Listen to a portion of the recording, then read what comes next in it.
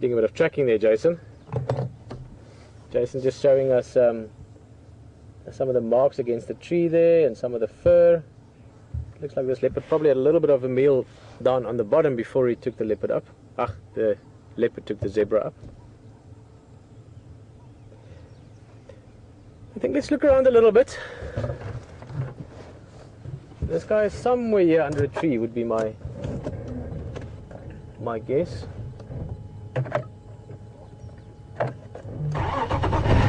It'd be nice to find him now, even though he might still be sleeping. I haven't seen this leopard ever other than with you this morning on the drive, so there's a nice way to see him the first time.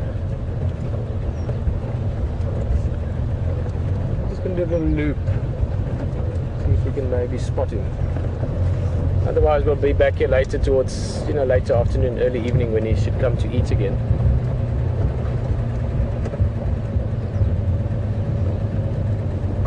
Okay, Jason, eyes wide open, huh? Somewhere here there's a leopard. Later afternoon, early evening when he should come to eat again.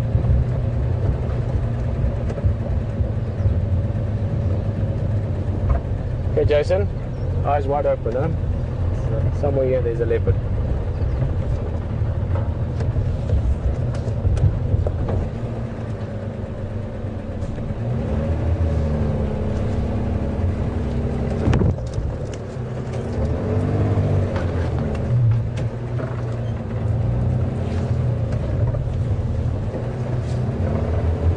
Also, this area, as you can see, it burnt not long ago. So it's probably why the leopard also moved on a bit just to find some better shade. There's not really that much shade that side. It would be very interesting if he's moved on now. Again, it's not impossible, it's not likely, it's highly unlikely he will leave the food. But if he maybe had a big meal not so long ago and he just sort of topped himself up with this one, it's not impossible, but highly unlikely. It's not common for leopard to leave food. Especially, when there's that much left of it, put it that way.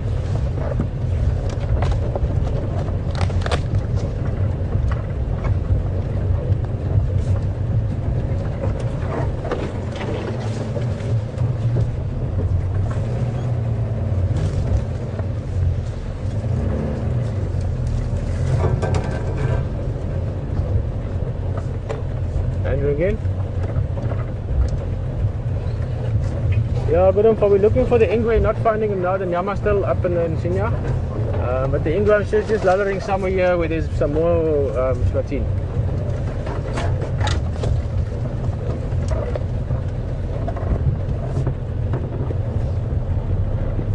In die Stiebe hoch.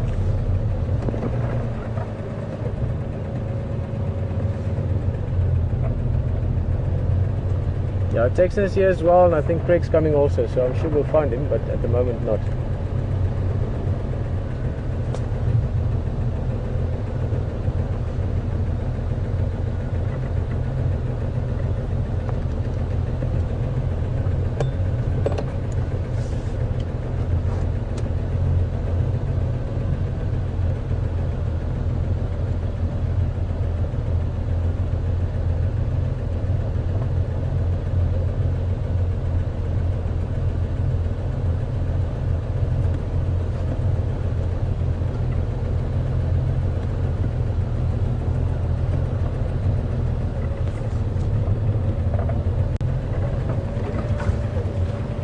Very exciting thing to do, following a leopard.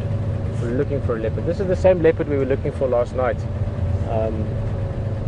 Basically, we heard that he crossed into this area, and we looked around. We were in fact up and down this road probably 2 or 3 times last night, but he must have just been moving through the block still. So it shows you how close you can be and miss him. At the moment we know that he's here somewhere because of the food, and we still can't find him. So always exciting finding a leopard, whichever way it happens.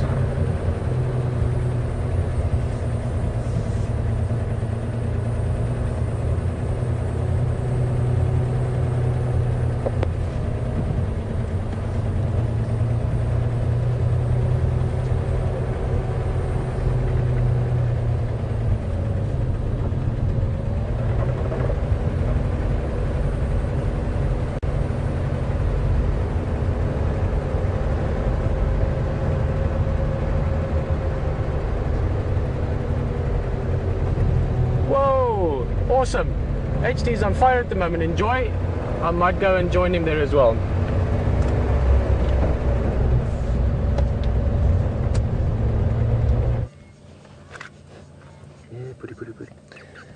Well folks, you just don't know what's around the next corner.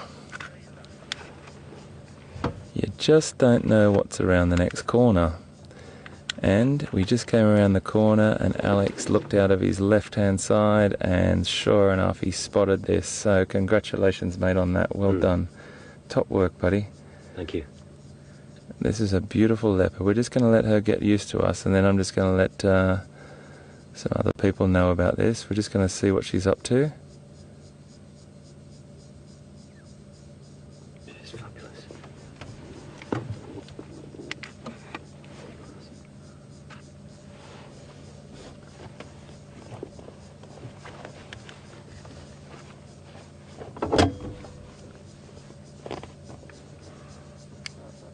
Peter, do you copy?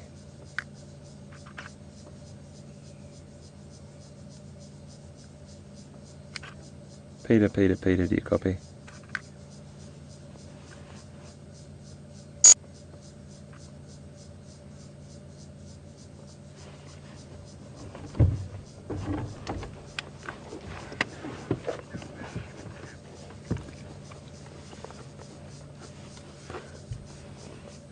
We're on Sandy Patch Road. Stand by. Pete, just if you can get a word out to all radios, because my radio comms just where I am aren't that fantastic. We've got Ingwe on Sandy Patch Road, just about 200 metres off the Voyatella access road on the left hand side. We're just sitting on the road at the moment watching her, one vehicle.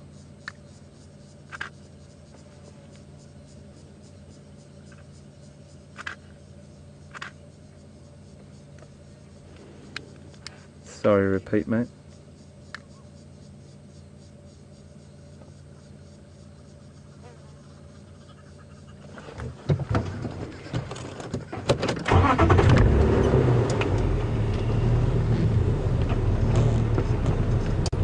She's just moving there. There she goes.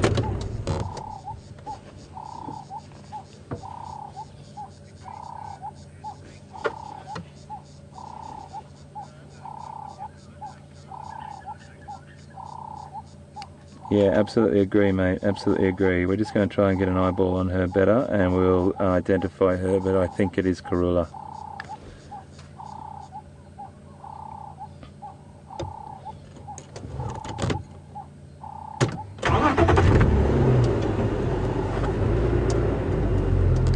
Thanks, buddy.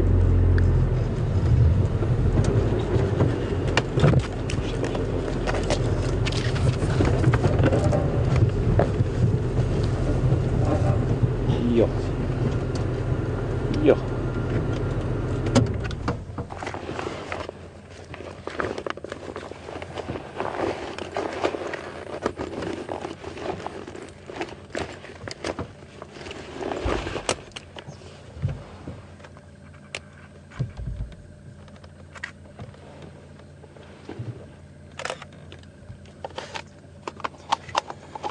Folks, we're just trying to identify her, so bear with us for a second.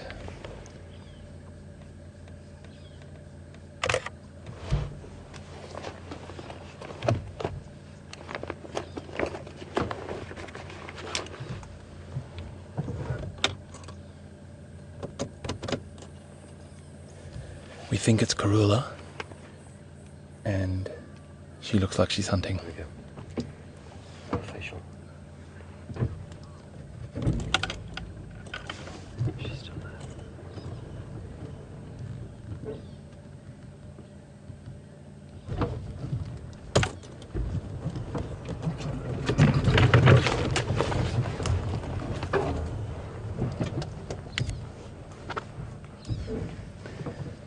So folks, this is an incredible day. Absolutely incredible day. I love this place so much. We've got another leopard. And we're just going to sit with her for a second.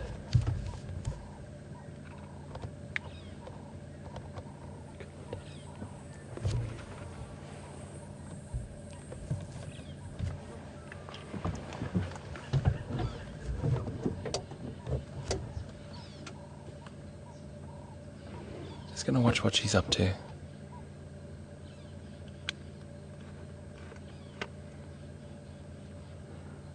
I seriously thought that it was going to be a little bit too warm for these guys to be out, but you know what? There is always exceptions to the rules, that's for sure. Pete, Pete, Pete, do you copy?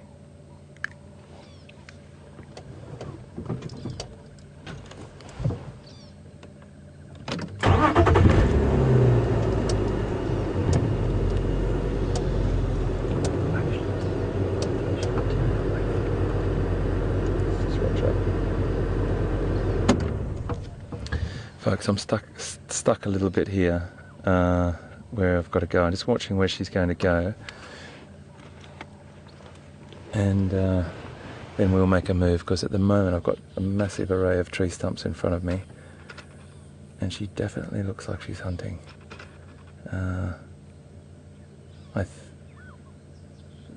There's a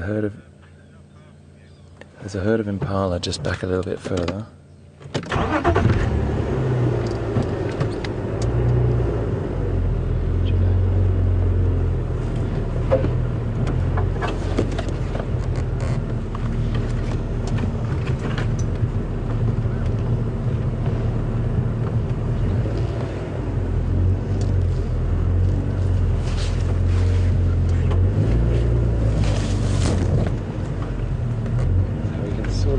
Through there.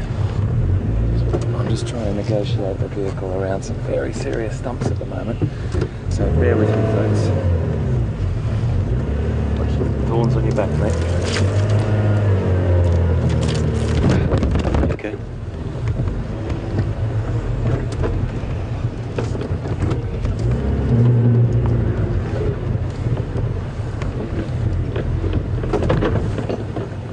There she is. Can you see her? Right through there, that tail just waggling there. Sorry, mate. Okay. Let these guys know.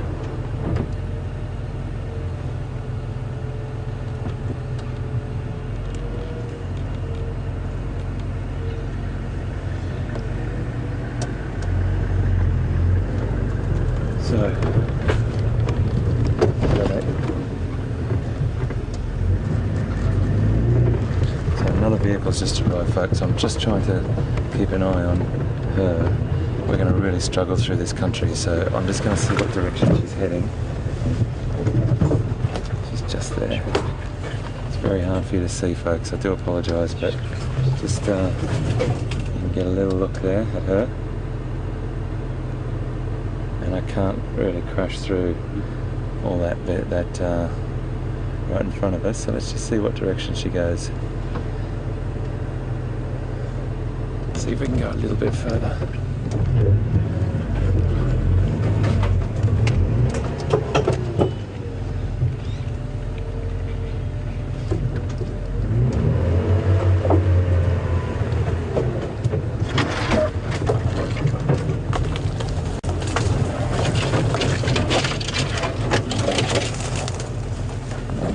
You can see her just there, Liam. She's just walking through that long grass there. She's definitely hunting. See the way she's using the vegetation to hide herself. Using the vegetation to hide herself, that magnificent camouflage. And she knows that there's impala down there. We just drove past a lovely little herd of impala down there. She's using her best trait, and that's the art of stalking.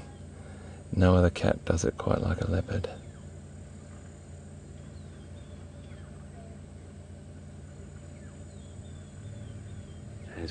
The air's quite still with a slight wind in her favour. So yeah, absolutely. Alex has just mentioned there's a little slight breeze coming this way to us. Yeah. Top spotting, mate. That was really good. Fantastic work. Geez, you just saw that out of the corner of your eye and went bang, and there's something so special, folks. How do you feel about that, mate? Outstanding. Brilliant. I've only seen 2 leopards in 9 months, and now I get 2 in 1 day. That's just fantastic, yeah, mate. Isn't that great? So we can still see her, folks. What I'm going to do is, she's walking that way. I'm going to take the executive decision here. Fellas, if that's okay, just watch your back. Everyone just hold on, watch your aerials, watch your back, and watch the thorns. Watch your head, mate.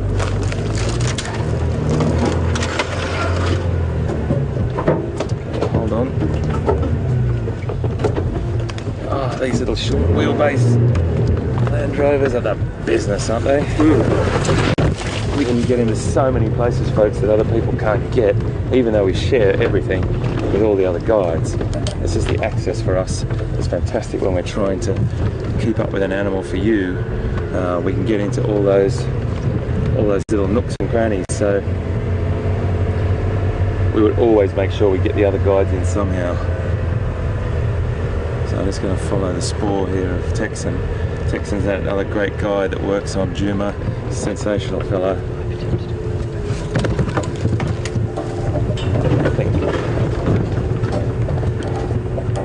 I think our beautiful leopard is going to come out right here, if I'm not mistaken.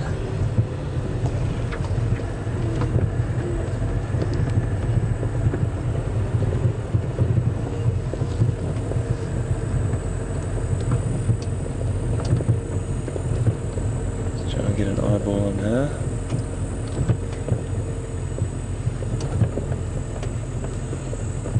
She's just in there. There she is. We'll just turn around.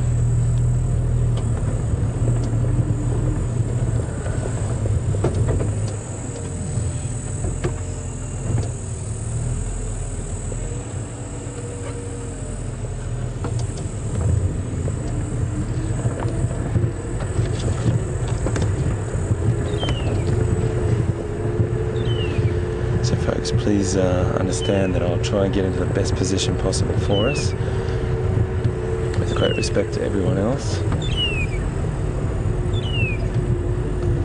And most of all, importantly, out of everything, always, always, always, and I stress, underline and bold, with great respect to the cat.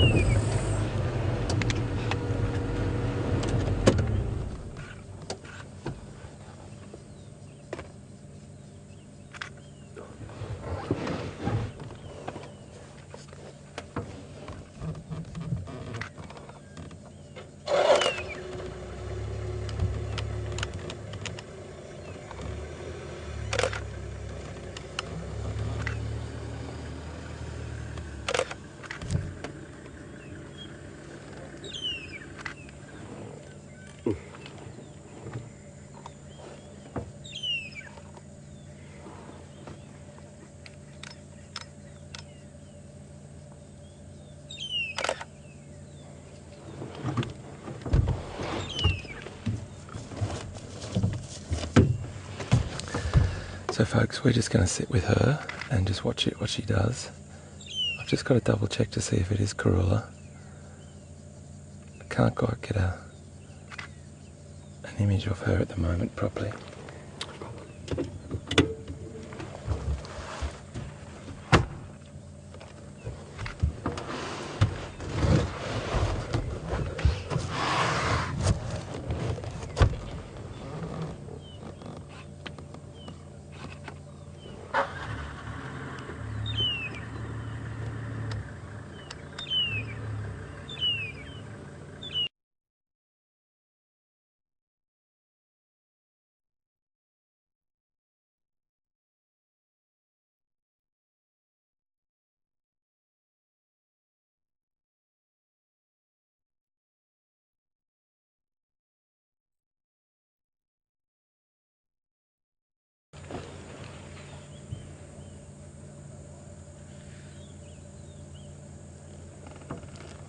Once we get a really close shot of her and I can get her in my binoculars a bit better. She's always got a little bit of grass in front of her face.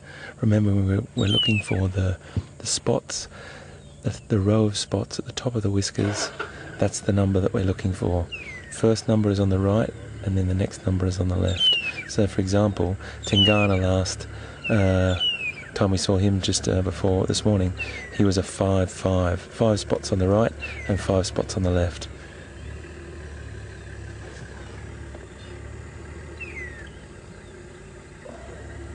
She's gone further through, has she? Yeah. I'm trying to follow that game trail through.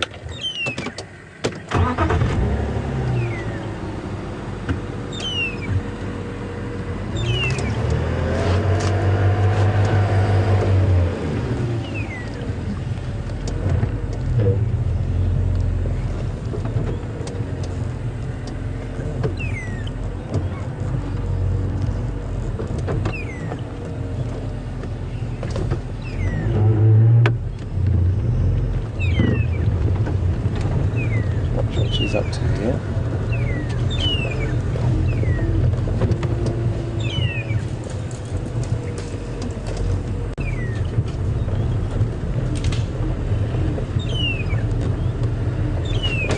Okay. She's moving back through that direction, isn't she? But I'm just going to see if we can maneuver around. I'm just going to watch what she does here. She's a ways off, but we've still got her, and we're going to stick with her as much as we possibly can. The country gets a little bit thick for going forward, so let's just keep an eye on this.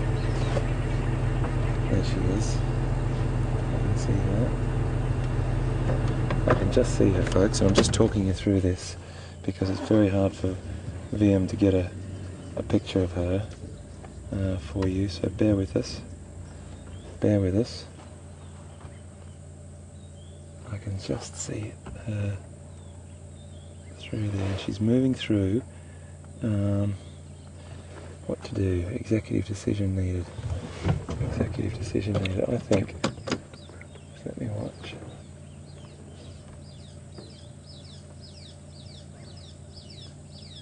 I'm going to go back around where we were, folks. Because I can't get in there. The country's too thick. It's just too hectic in there with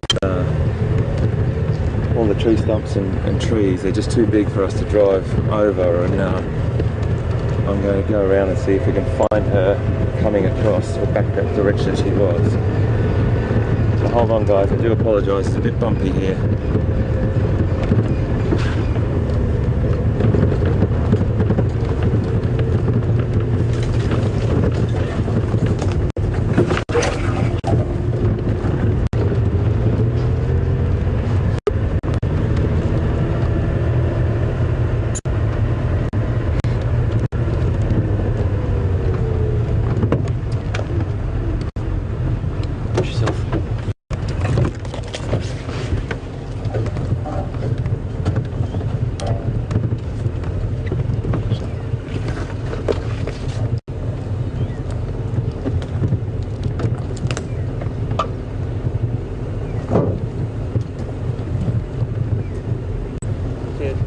Got her? Yeah, okay.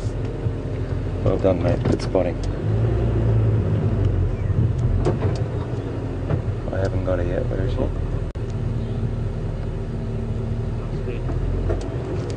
Well done. Well done. Look at that camouflage, everyone. How incredible is that? She's just sitting down, just patiently waiting.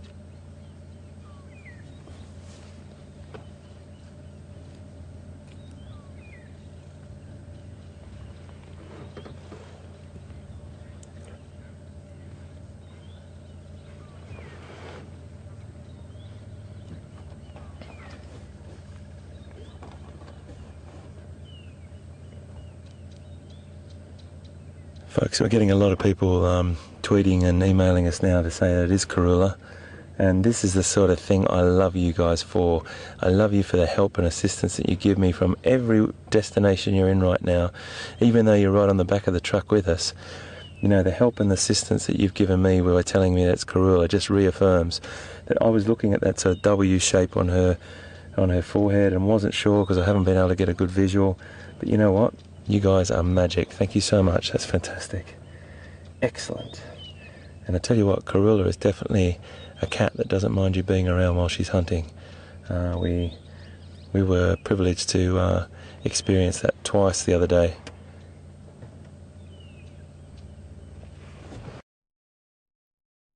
Doesn't mind you being around while she's hunting.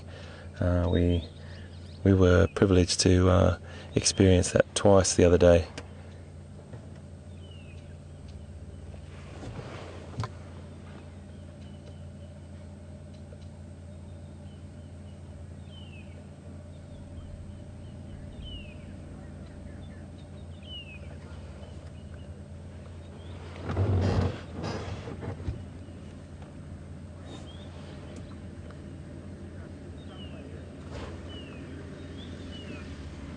Absolutely magnificent. Okay, she's moving. She's coming this way.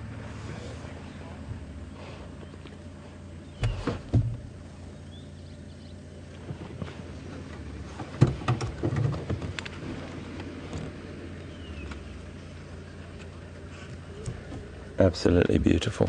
Absolutely magnificent.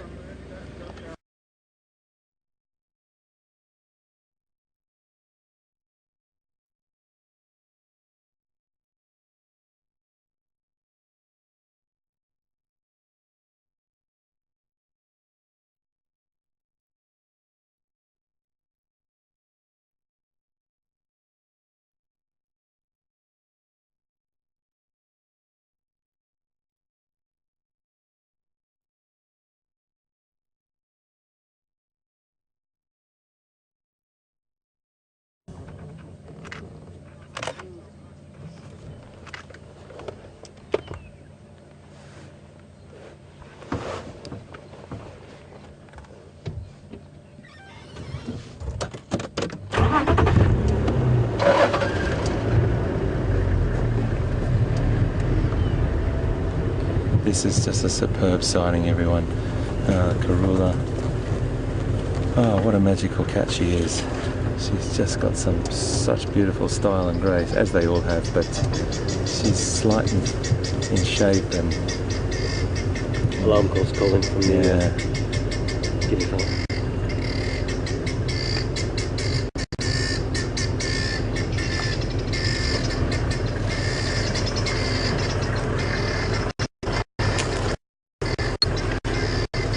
That's a beautiful shot, isn't that beautiful? Isn't that beautiful? Beautiful light on her. Just a sensational cat.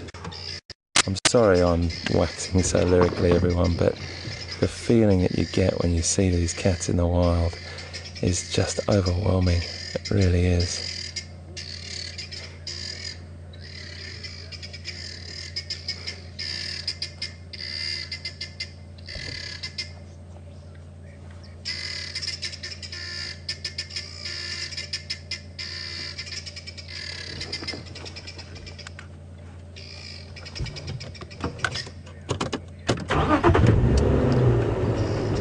Going to try and hop around the other side, folks.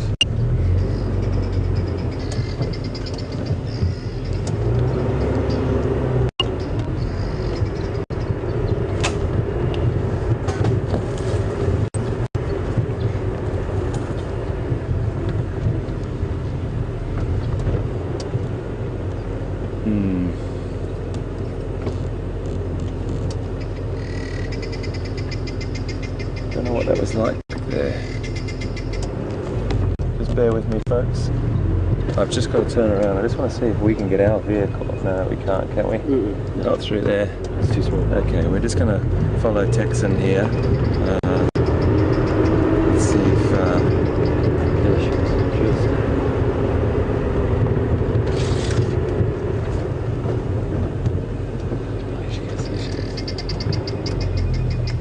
Straight towards us.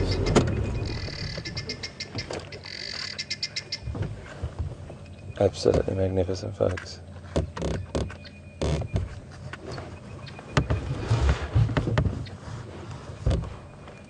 So elegant.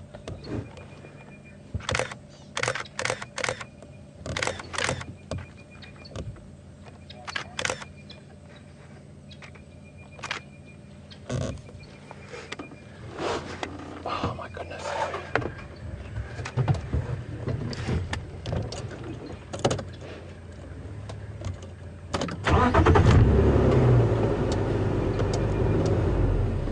We're just going to keep tailing her, just gently with her. She's completely unfazed. Just want to see what direction she's walking now. Yeah.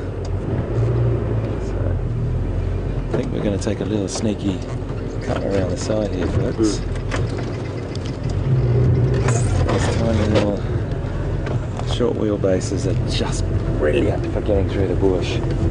Nippy.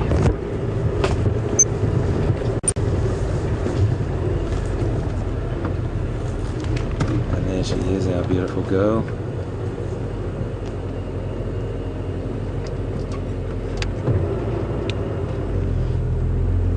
I'm sorry I keep moving, everyone. You just have to bear with us. I know you understand, but if we lose her, she will just disappear into this vegetation. You're going to have to hold on a second here, folks. I'll move that. Hold on.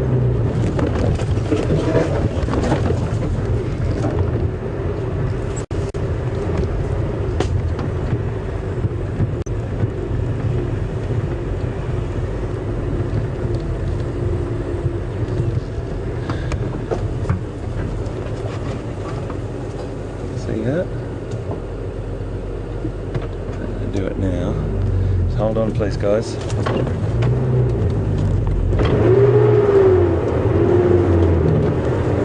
Let me go past there without making a hell of a racket. So bear with me. I'm going to just have to get around here.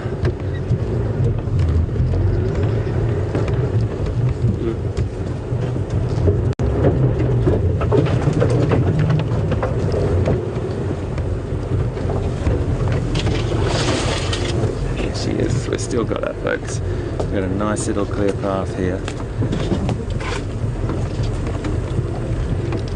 Just want to get you a lovely shot here, backlit with that sunshine. Oh, isn't that beautiful? Isn't that beautiful? The sunshine streaming through there, that beautiful fresh summer foliage coming through, and that magnificent, absolutely magnificent apex predator stalking her way, looking for an opportunity. And I have to tell you, you do not worry about the vehicles, because our vehicles do not disturb her hunting strategy. She's on her own mission. We're keeping a good distance from her. She's looking around constantly. These animals have been habituated or conditioned to the vehicles and human voices for a very, very long time. That's why we can stay with her and get so close.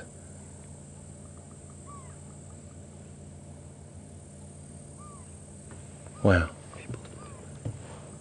I'm just going to move up. I'm not going to move up just for a second because she's looking at something. It's very difficult for you to see, and me as well. I've got the same field of vision as you have. She's moving on now. Oh, isn't that magnificent? Backlit. Oh yeah.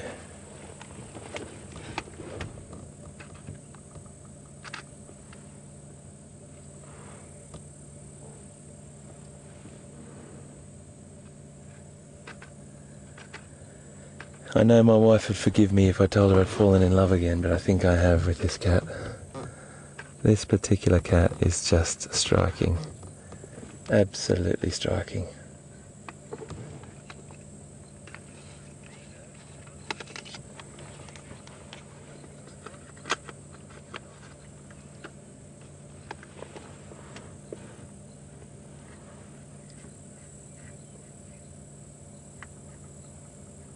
Oh, she's so beautiful.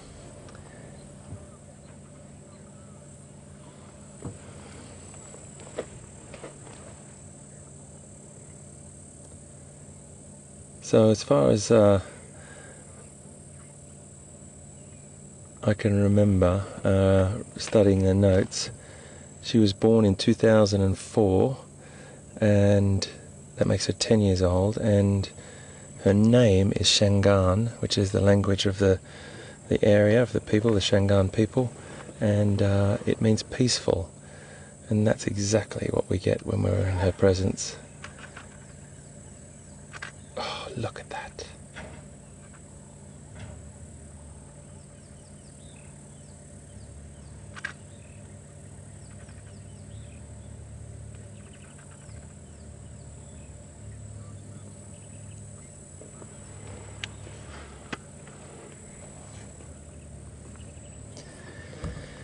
So I think the name is derived from the way that she is so relaxed and so at peace around game drive vehicles, as far as I'm aware. She's extraordinary, absolutely extraordinary. Ouch, ouch, ouch. As is me being caught on that tree. Ouch, ouch, ouch. Oh, that's not my favourite thing in the world. Watch your heads, please, gentlemen. Okay, watch that light as well. Thank you. Okay, good to go.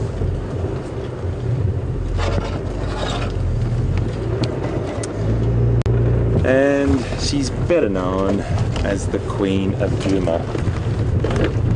And you can see why. Everyone loves her. She's right through there. Texan's just over there at the moment with his guests. So we might pop around in our little cheeky, wonderful short wheelbase and scoot through some of this undergrowth. Oh, sorry, scrub, not undergrowth. And see if we can pop around the other side. Just watch our aerial. Okay.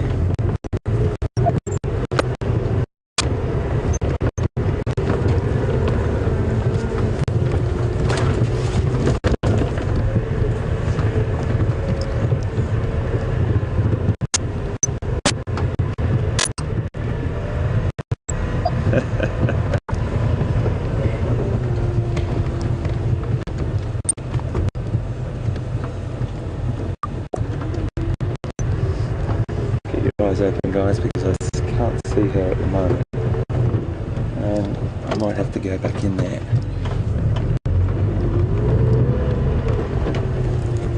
I just don't know where Pete is. We've called him up before and I'm not sure if he's already onto something, but I've been trying to call him to get him up here, and he might be doing it.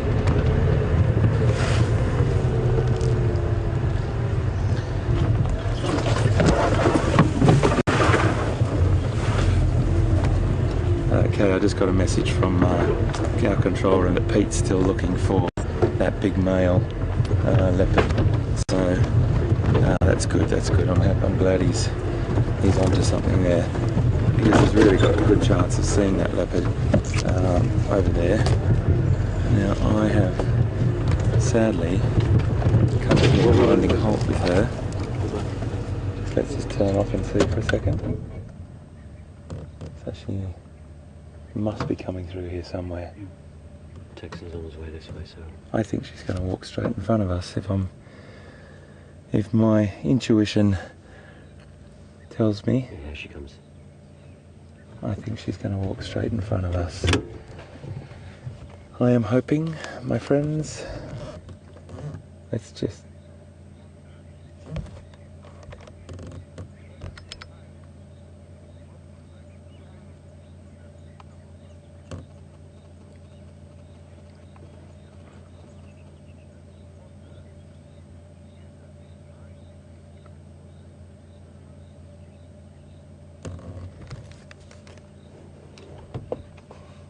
Here she comes. Yes!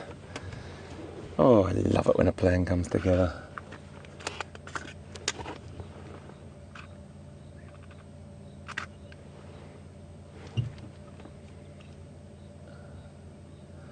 I'm trying to see whether she's lactating or not. I'm really trying hard, everyone. If she's got suckle marks or not, I just can't see from here. We will try our best to see. Let's just watch her walk past us here. She's going to come straight through the bush in front of us here. Ah, Karule. Oh, she's deviated. So sorry, that was a question.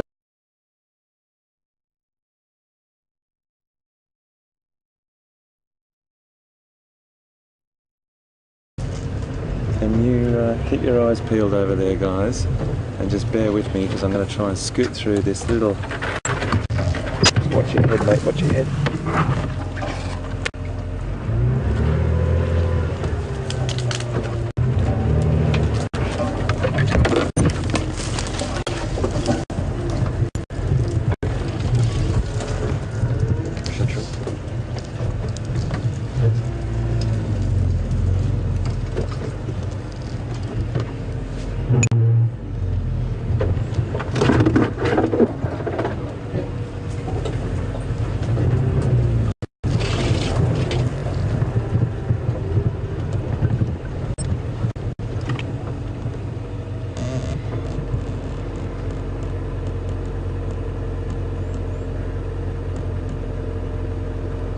Just trying to scan the bush at the moment, everyone, to see where she's gone. It's really tricky when it gets really thick, so bear with us for a second. We're just going to get the binoculars out and have a bit of a...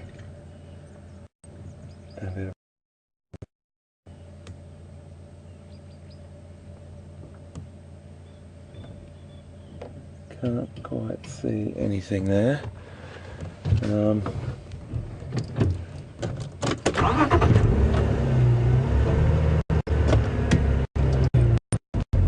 You okay, Liam? No.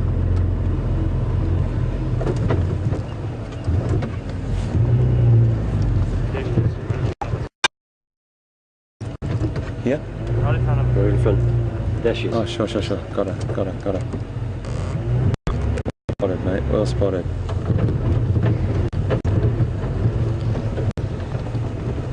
Oh, it's getting thick through there, my friends. Okay, how are we going to do this? Let's just sit here and see if we can see her go past that way. If she hasn't gone past that way, it just drops down a little bit here. Just sort of, there's a little bit of a drainage line, ever so slightly. She's going to move into some very thick country just there. I don't think I'm going to be able to push through all of that, but what we can do is try and work parallel to her, and as long as I get a glimpse of her, I'll know what direction she's walking. Isn't this just a wonderful afternoon?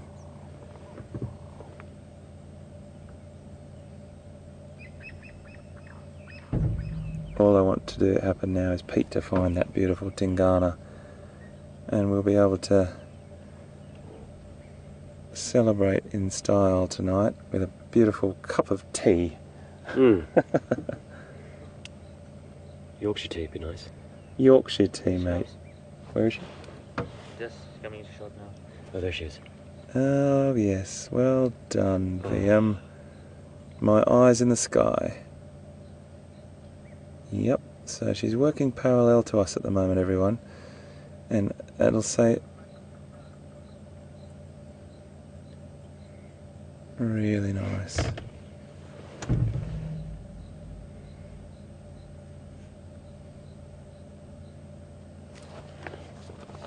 Sorry, can you repeat, Control? Okay, folks, I think we're going to try and stay not too far from her, but stay parallel with her. Can you see her still, mate? She's walking straight. She's going straight now, is she? What I might do is come across here and then go in. And that country is just too thick there. I can't go in without either getting stuck and losing her, or getting us a big puncher, and we don't need that at the moment. This is a little tricky. Okay, let's go through there.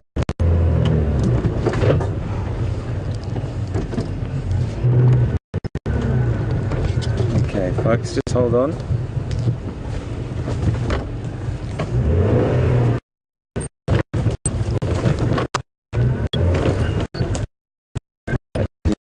Really thick country in there. Okay, let's try and make an executive decision here, T.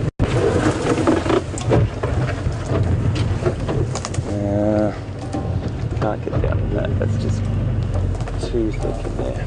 I'm going to try and come out here and see if she was potentially going to walk along that drainage line.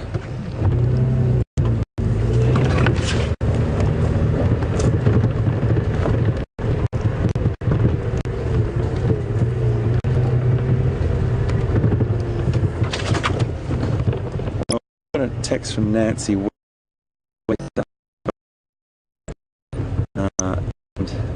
Nancy saying she can hunt on her own.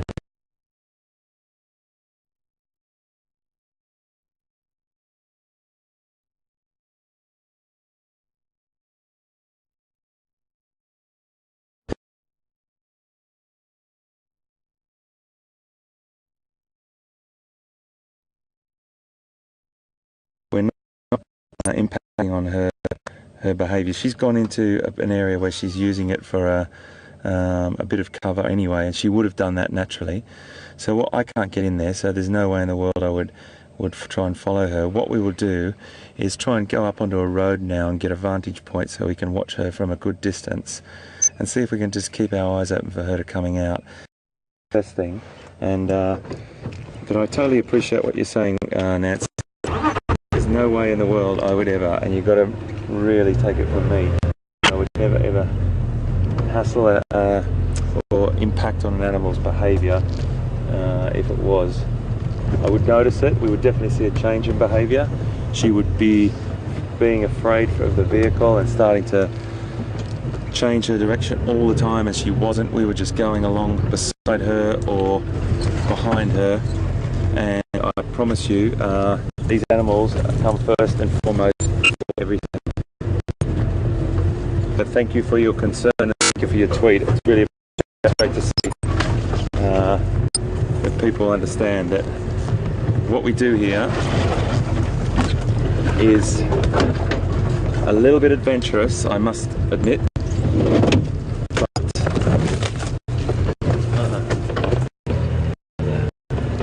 What's that? It's a stump there. Yeah, no, it's just a bark, I think, mate. I'm just looking at that bit sticking up in front of there and thinking how... Nah, that's okay. Get over that. Just that bit there then. Yeah, it's just, I think it's just bark, mate. Yep, it's just bark. Oh. Just have to just adjust our aerial, folks. Whilst we're doing that,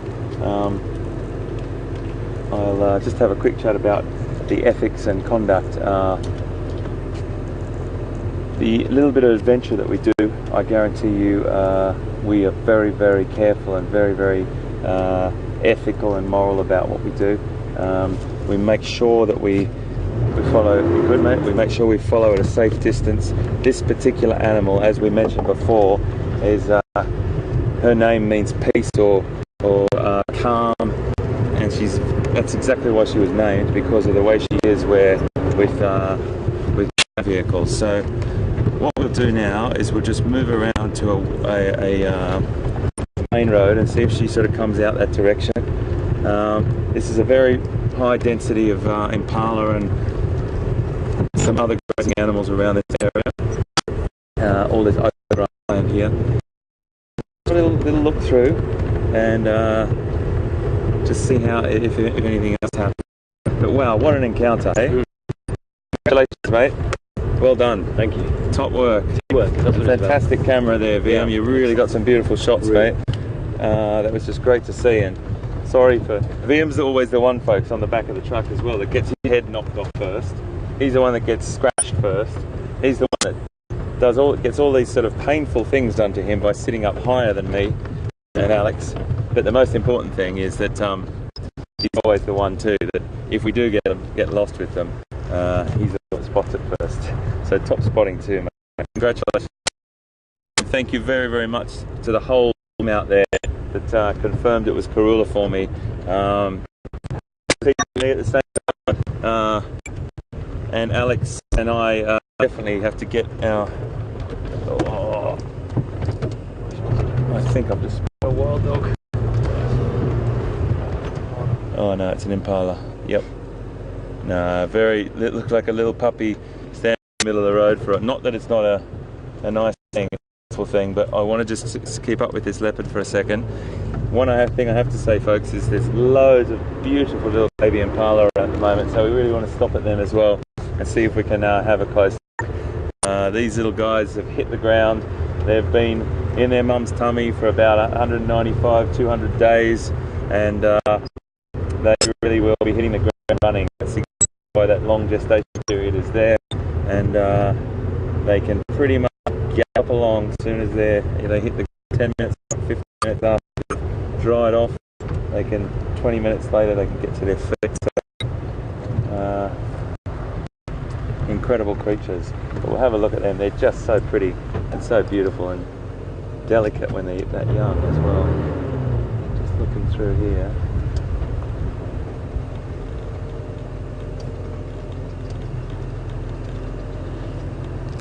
So, you know what I think we'll do, guys? I'm going to drive around. We'll just have a quick look here.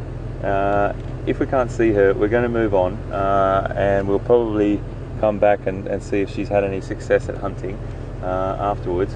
We might head on down to Buffalo Shook Dam, if I get it out of my mouth properly, Buffalo Shook Dam, and I want to cross to Pete because I'm really keen to know what he's up to, and hopefully he's had some luck. We'll come back to you soon. And thanks so much for all the support and everything. Alex and I are chuffed. VM's excited at the back. We've had 2 leopard in one day. Does it get any better than this? We'll see you soon.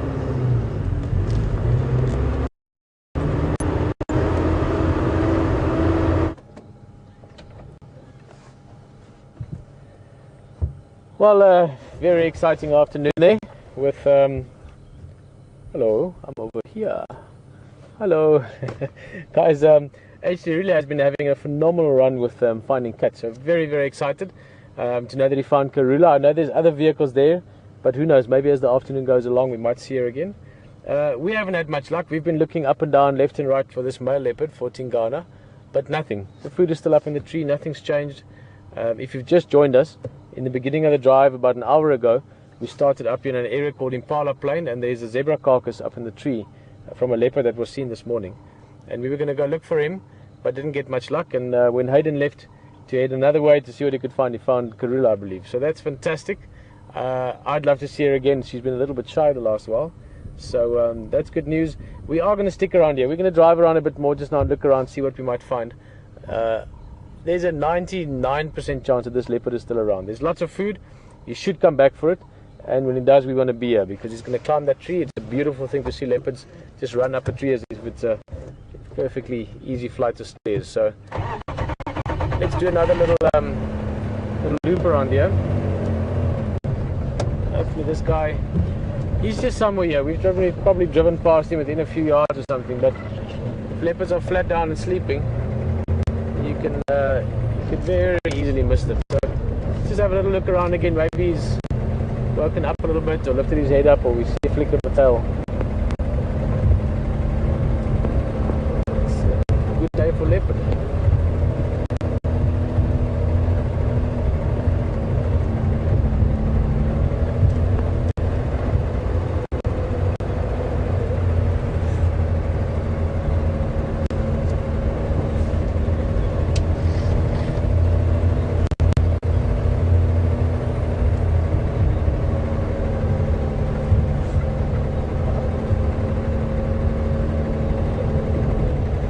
Just one or two things to discuss there from the vehicle you were on just now.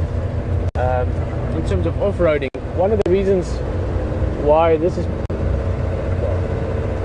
is one of the prime areas in the world to view big game in, and one of the reasons for that is that it's private land and that you can go off-road and follow the animals. In other words, if you find a leopard, you can follow it and see what it does and see it hunting and find its cubs and sort of share see what it does and see it hunting and find its cubs and sort of share.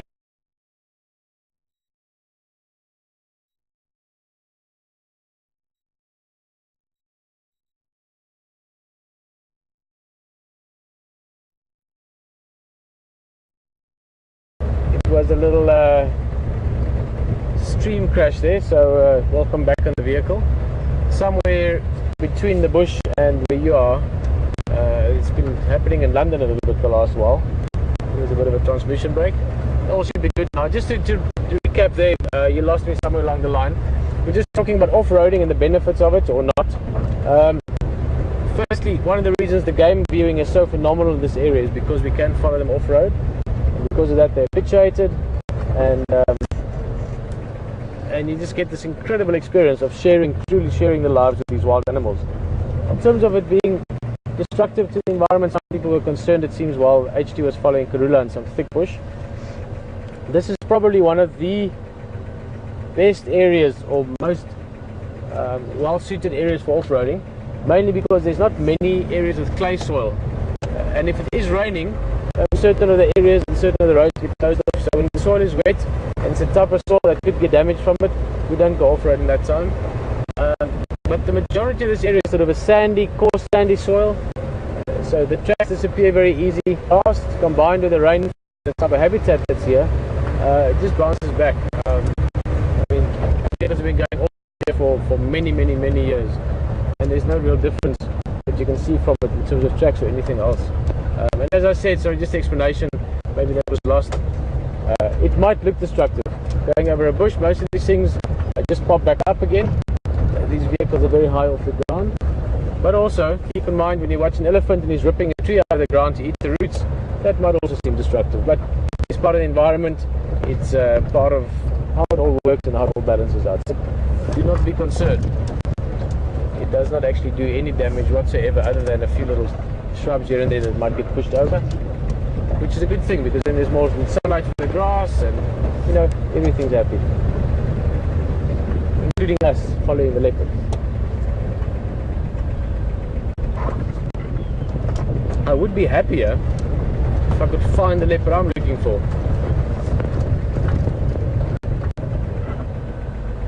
That's actually quite a beautiful view. Let's just enjoy that view for a little bit. Beautiful green grass in the foreground here. This is burnt not so long ago, and with this bit of rain we've had, this will just get greener and greener now over the next while. And then in the distance there, looking towards the horizon, all the way, you have to walk a little bit further than the horizon, and you'll be inside Kruger National Park. We're on the eastern side of Kruger National Park, but not very far, in a straight line, literally only a few kilometers, a couple of miles away.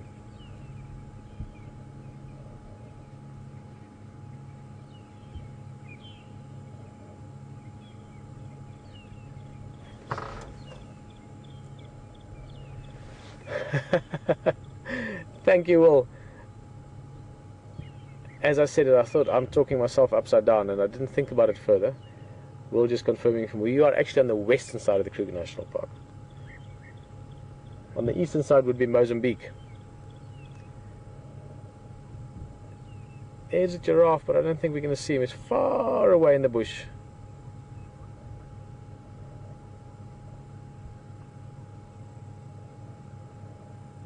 Alright.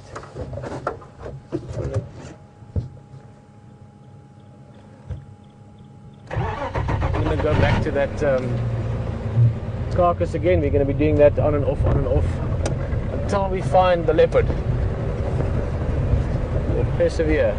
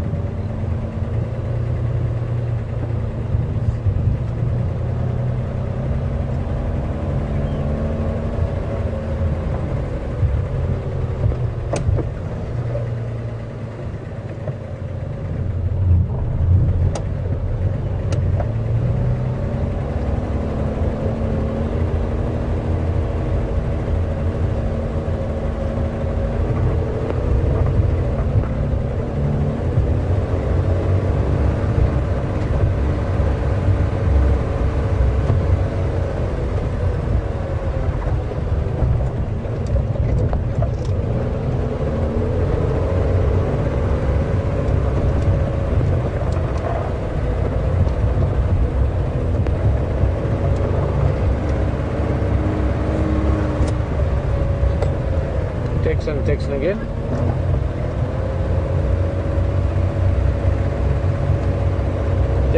Texting again, huh?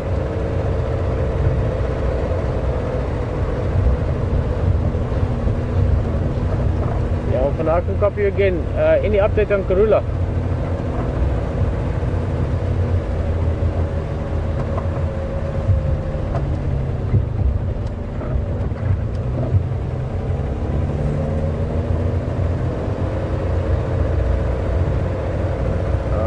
Thanks, Texan. Copy that. Up towards Cities Dam. Information in here. HT again.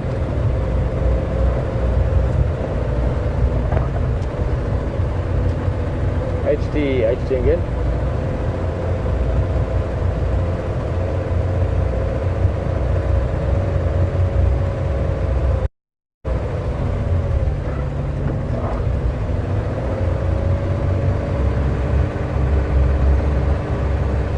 Yeah, copy that. Thanks. Yeah, I'm still looking around for this Madonna with the Nyama here, but no luck so far. I think he's sleeping somewhere. I think Lady Luxie's in that Mova today.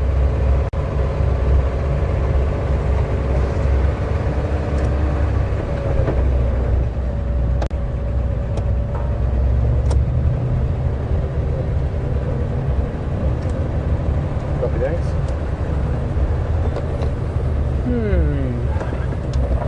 What to do?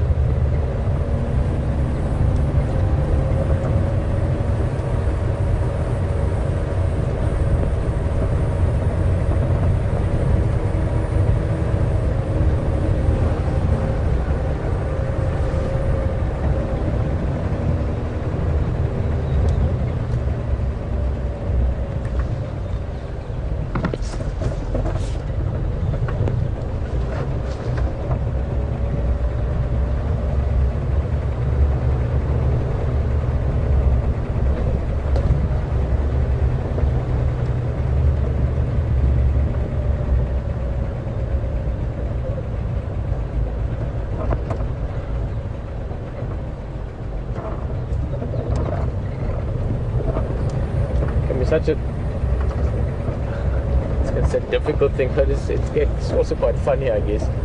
Such a tricky thing to decide what to do. You know, it's you know there's a leopard in this area for a fact.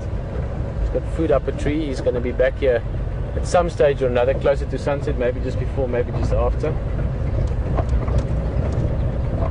But it could be another 2 minutes, or it could be another 2 hours.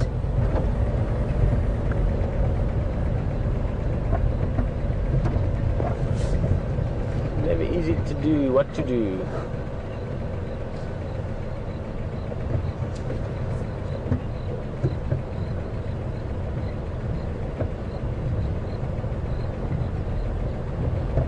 So I think this is what we're going to do. We're going to take a short drive, not far from here, just sort of up here towards Boitela Access Road. As far as I know, all the vehicles have left Karula. She was going into very, very thick, very difficult place to follow. I was just having a chat with HD there on the radio, and but he did say she was heading towards Boitela Access Road, towards an area that, who knows, maybe she pops out. So I think we're going to take a short drive just to sort of snap out of this stalemate at the moment, and maybe we see her. I love Karula. She's literally probably my favorite leopard in the whole world. No, wait, let me rephrase it. She is my favorite leopard in the whole world. So I would like to see her if she's around. And if we don't find her, maybe we get lucky, maybe we don't. We'll come back here, and by that time, perhaps that big guy has decided to come have some more of his food.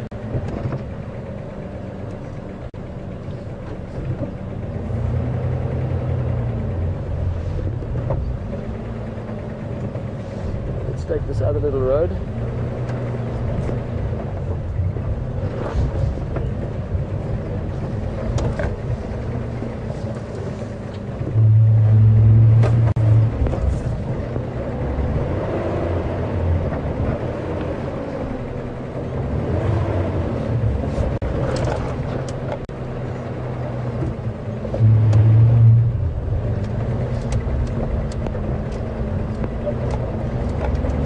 So, take the drive and see if we find her, and then we'll come back here.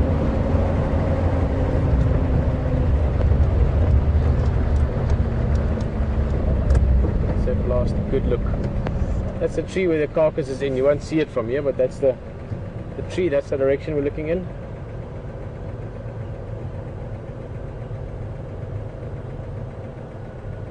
But we'll go for a drive. We'll be back here again in probably 10 minutes, if that. Unless, of course, we find Karula, then we might be a bit longer.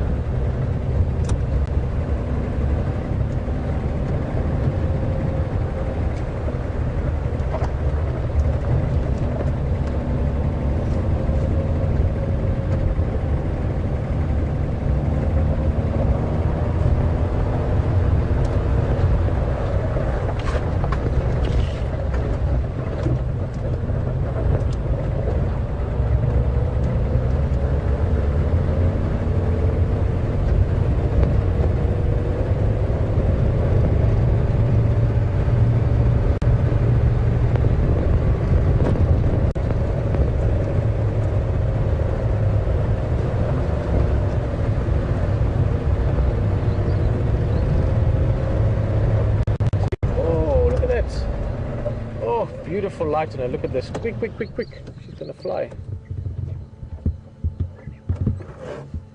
Now we actually see the males more often this time of year. This is called a black-bellied korhaan.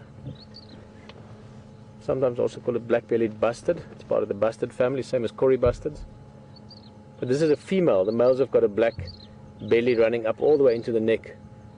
And those of you that joined us about 5-6 days ago had an amazing view of one male calling. They do this funny sort of, not like that, but along those lines. That's not one of the calls I can mimic. A little sounds like a water drop at the end. But that's the males. This is a female.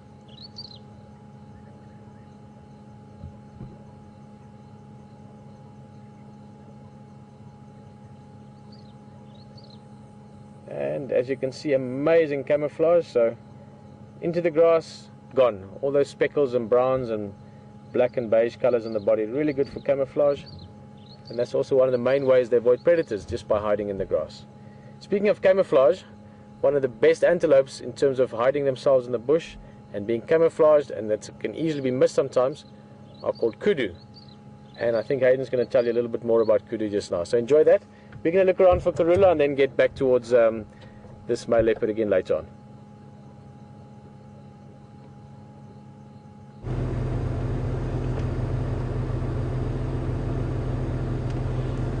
Folks, this is a very special time for me. I've been looking for these animals for about a week to show you, and Alex just spotted, eagle-eyed Alex just spotted them for us again. So he's on a bit of a run this afternoon. I'm very impressed. Beginner's luck. I don't know about that, buddy. You're far from a beginner. No, I mean on the... Have a look at this, guys. Kudu bulls, exactly what we've been looking for. We've seen so many cows, but have a look at the horns on that. Aren't they magnificent? That's a kudu bull, and there's another one behind, and another youngster behind that. But look at this boy coming up. There's one coming up just into shot, and there's another one over even further. 6.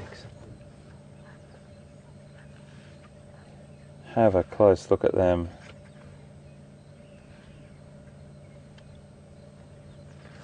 Incredible.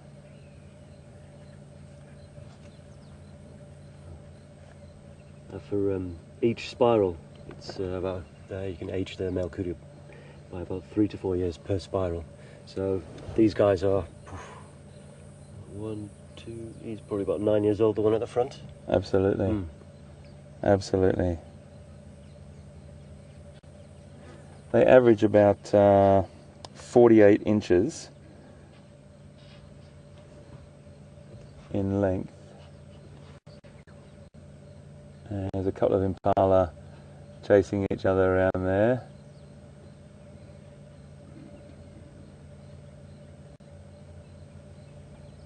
This is superb. Beautiful, beautiful animal.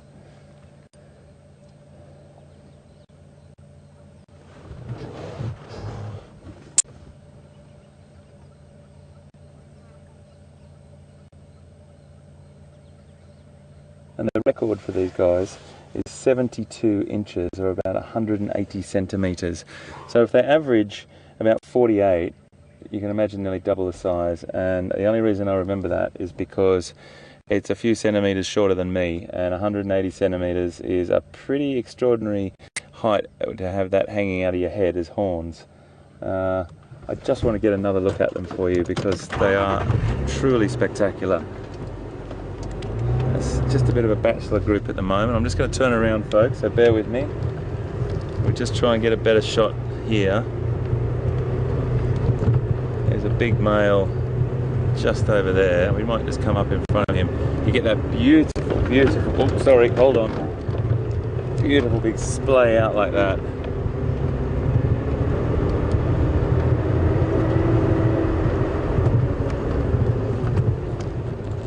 Look at that. Wow. Look at that. Sorry mate, big bit of a jolt there. Definitely see the size difference now between the impala and the kudu. Yes, absolutely mate. So, and you might think it looks like it's grazing at the moment, but it's eating the small shoots that are coming out of the ground of small shrubs. So it is browsing still, but the small shoots that are coming out of the ground of small shrubs. So it is browsing still, but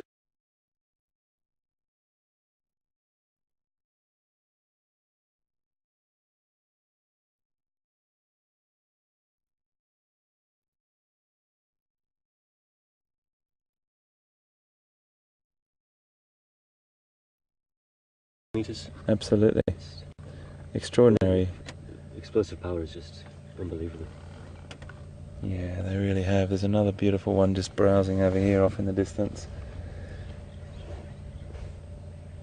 They're everywhere. 5 boys. We've been looking for you, gentlemen, for some time.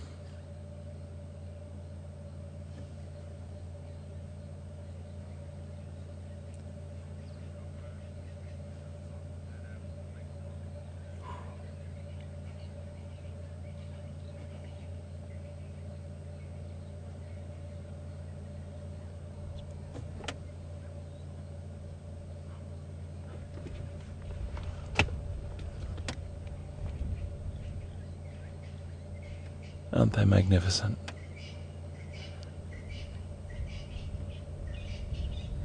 So let's just drive up past these two here browsing on this tree.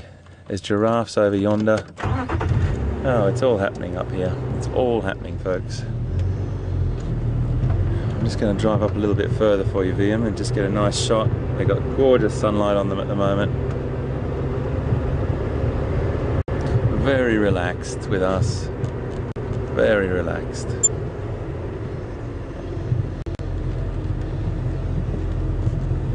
Let's have a look at him.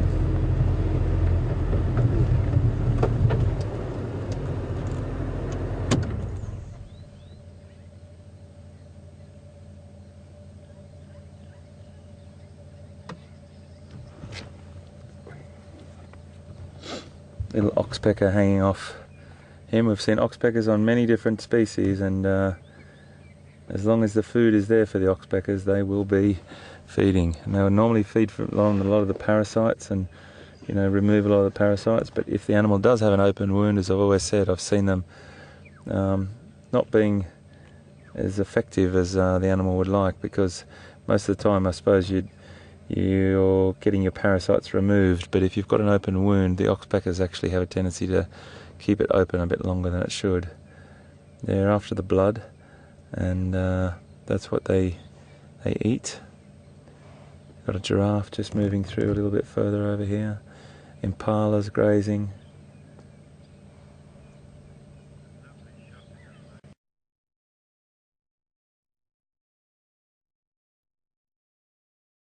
Got an open wound, the oxpecker keep it open a bit longer than it should. They're after the blood, and that's what they eat.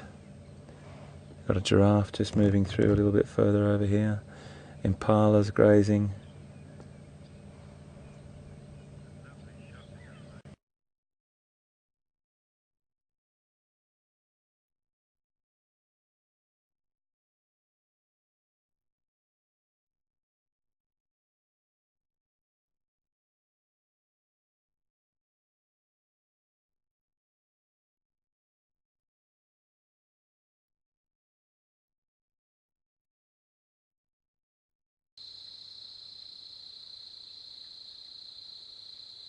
That has been a very special encounter up here.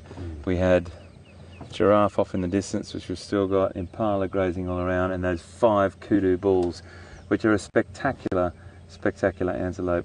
They're in the spiraled horned antelope family, like the Nyala, and there's a few other different ones as species as well, but they're the 2 that we're seeing most of here.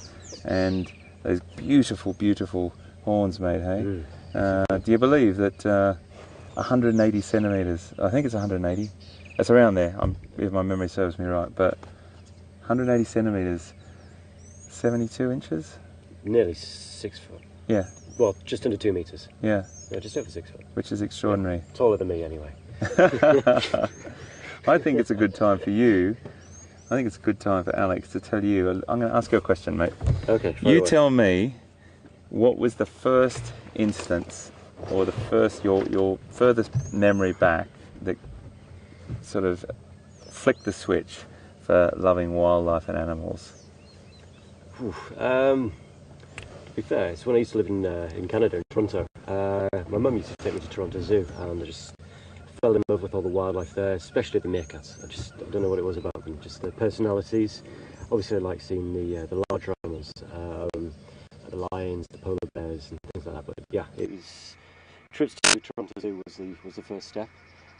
Then when we moved to the UK, did quite a lot of courses with volunteer projects in the UK, going to Scotland, did a bit of land conservation, land management, and then from there, I suppose it was coming to Africa. First time about 6 years ago, looking at various projects such as the wildlife conservation project there up in down in Tanzania, and I just kind of gave me the bug to come to Africa, and it's a passion that's never stopped. It's such a pleasure to be out here and working with wildlife. Such a pleasure. Okay, guys, that's a fantastic. That's a baby. Look at it. How old is that? Is that the same one we saw? Yes, same one we saw. We are so.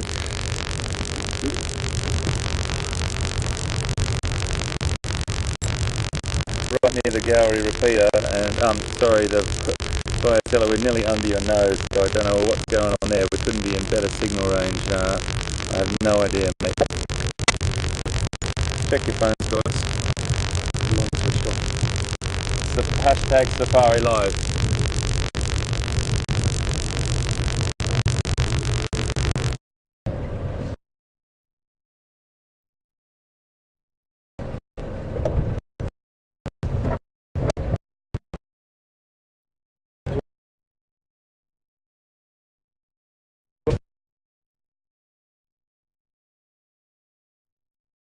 Came to look at it. Fiddle around with a few things to try and see what the glitch was, but you get these little gremlins now and again, particularly when we're with the topography that we've got, and I know that all you people that have been with us for some time understand that these little things occur. We are making sure that they get better and better, but constantly reviewing the systems and things like that. So we are out in the middle of nowhere, and we are broadcasting live to you from the back of a 4x4 in Arathusa and Djuma game reserves in Sabi Sand, South Africa. So I really thank you for understanding. We're doing our best to get these images to you live, and just need to refresh a little bit again. Karula, wow, how spectacular was that? She's off up near the access road that we left her on. I think Pete went up to have a bit of a look to see if she came through. We might just carry on a little bit further and have a look down around. Our luck couldn't be that good, could it? Our luck couldn't be that good to see another leopard, could it?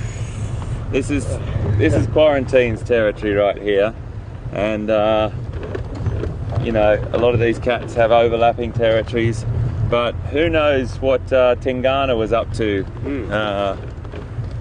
today? Who knows? But I tell you what, there's been a lot of leopard activity in the last 24 hours, so we're really excited about that. And to see Tingana, where he'd put that zebra file up that tree, was pretty spectacular. That was quite a ways up. I would have loved to have seen him take it up, but I think we've got some buffalo down here on the road, or wildebeest. I can't see from this distance. So folks, please let us know any questions, any tweets you've got for Alex as well. Get to know Alex a little bit more. He's got a fantastic background and got some really great experience under his belt, and we're really excited. I'm excited to have him on board. It's really nice to be working with someone that can share knowledge with, and you can do all different types of chats with, and it's all about the information that we impart with you. And if you've got any questions or tweets, remember hashtag Safari Live or questions at WildEarthTV. Hello my friends. Yeah, I have to say it. It's cheesy. Don't. Okay. It's a zebra crossing. Aren't they beautiful? Look at the oxpecker sitting on the back of that one. Very social. Mm.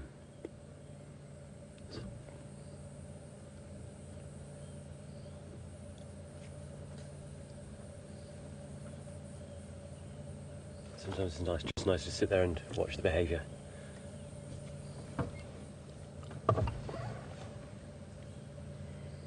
No, you can't really tell which one it is at the moment, but one of these guys will be the dominant stallion of the group. Right, yes. Exactly. And over in the background there, Some blue wildebeest. Probably not the prettiest thing in the bush, but actually one of the cleanest animals in the bush. There's a certain chemical in the blood of the wildebeest that the ticks don't like. You'll hardly ever see any parasites on the wildebeest. yeah, that's a really interesting thing, mate. Very interesting point. Yeah, I've read that before, and I wonder what it is. You hardly ever see oxpeckers on them either, do you? No. So, folks, the birds that we always point out, those red-billed oxpeckers on a lot of the hoofed animals, we rarely see them on wildebeest. And Alex's point just then about it's a chemical in their blood, isn't it? Yeah. I'm not too sure which plant they actually get it from, but it's something in their diet they ingest, and it goes into their system, and the ticks can't survive on it. Yeah, It kills the ticks off. Really interesting. Really interesting. Oh, did you see that? We've got to go and see that. There's a little baby that's just been born. I don't know if we're going to see it. There's a little baby wildebeest, and it could hardly run. That was really young. We're going to see so many babies in the next few weeks. Where did they go? Down there. There's a little baby with those guys. Just have a look through there, Vim. You might get a little picture just through there of a mother and a calf coming through. Let's just see if she walks on. There was a little youngster, and it looked like it had just been born. Have a close look. Maybe it's run on first.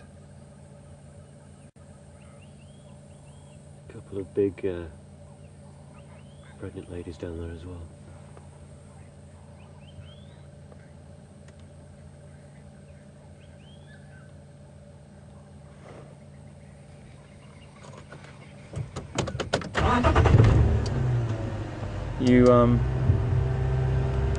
Yeah, I think you definitely see oxpeckers sometimes on wildebeest, but not as often as other animals, and I wonder if it's got anything to do with that chemical, because there isn't as many parasites on them. Who knows? But it's definitely an interesting bit of information, that's for sure. Let's drive down here a little bit further and see what we can find around. I want to try Twin Dams just now as well, but I want to go down to where Quarantine.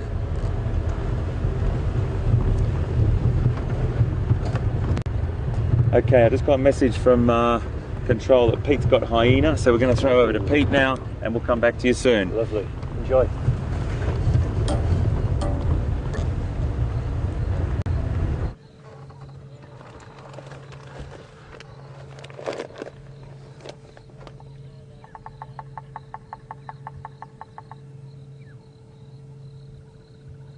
welcome back. We found a hyena, as you can see, or spotted a hyena to be more specific. We managed to find Karula briefly, but she was going into an area that we couldn't follow her. Also, signal wasn't good, so at least I've seen her for a few seconds, and I'm hoping she sticks around. It'll be lovely to see her again tomorrow. So we decided to come back here, come and see if this male doesn't maybe arrive or pop out somewhere. And we found this guy, or girl, difficult to say. Actually, probably a girl. She's quite big, but you can never really say. So we'll just have a look at her. She's going to do the same that we're doing. Jason, let's have a look at her, and just wait a little bit. Basically, the hyena knows that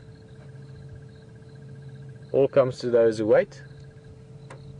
And patience in the animal world is something that is, I was going to say, not even something they're aware of. They are just patient. It's just the way it is. This hyena knows that if she waits here for a few hours, the chances of getting some food is very, very good. She'll use very little energy in waiting. It doesn't take much energy to relax there. Especially now the sun's dipping down, it's cooling a little bit, it's a beautiful time. So she knows if I wait, the chance for food is good. Otherwise I can go walk around and expend a lot of energy and not necessarily find something. So patience is something that comes very, very natural in the natural world. It's something that we as humans have forgotten about in large parts of our lives.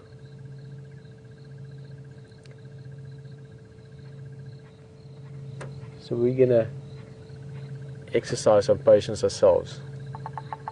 We might move position a little bit, not yet. We're going to just relax the same as the hyena is doing, but we've got a bit of a sunset developing. If that develops more, we'll have a look at the sunset. This is Impala Plains, one of the favorite sunset spots for the game drives as well. So beautiful setting. Spotted a hyena taking a nap just in front of us. Big marula tree over there with a little zebra carcass up in it, which is sort of an indication of a leopard's imminent arrival. So lots to look forward to, lots to enjoy, lots to just relax with as well. So let's listen to the rollers making a racket in the back and see what happens next.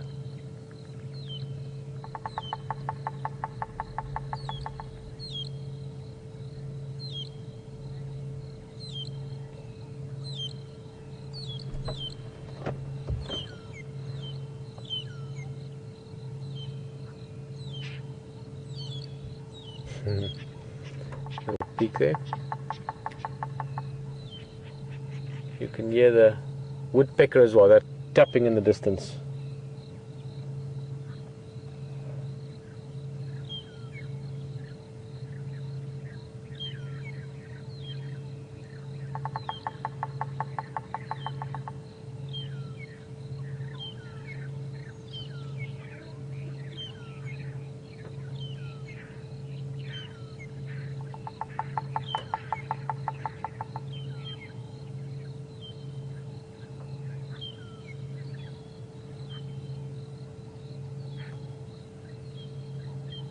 Nice little nap. Just going to move a little bit so I can see some zebras in the distance. I don't know if we'll be able to see them. I just can see them sort of just moving through the brush in the background, the brush ground. That's brush and background combined into one word. But I want to move us a little bit because what's he smelling? No, he suddenly got his nose up. The breeze is coming from that side. Maybe just a little something. The reason I want to move a little bit is if this leopard pops out here, especially with the presence of our hyena so close by, it could be quite a quick affair from when we see him until he's up in the tree. So I just want to position us in a good place for when that happens. Whoa, sorry, Jason.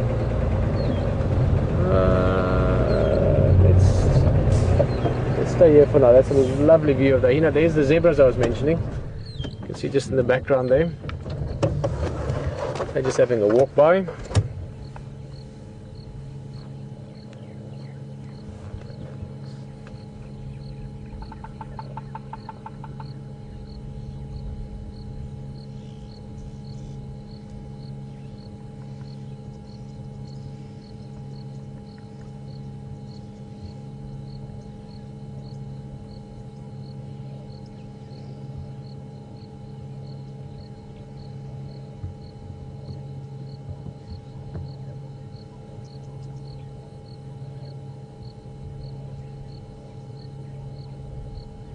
For the zebra, or for the zebra, depending where you're from. For the zebra, this is good grazing at the moment. Very, very short grass, but nice and green. So you have to take more mouthfuls, but the mouthful is good when you get it.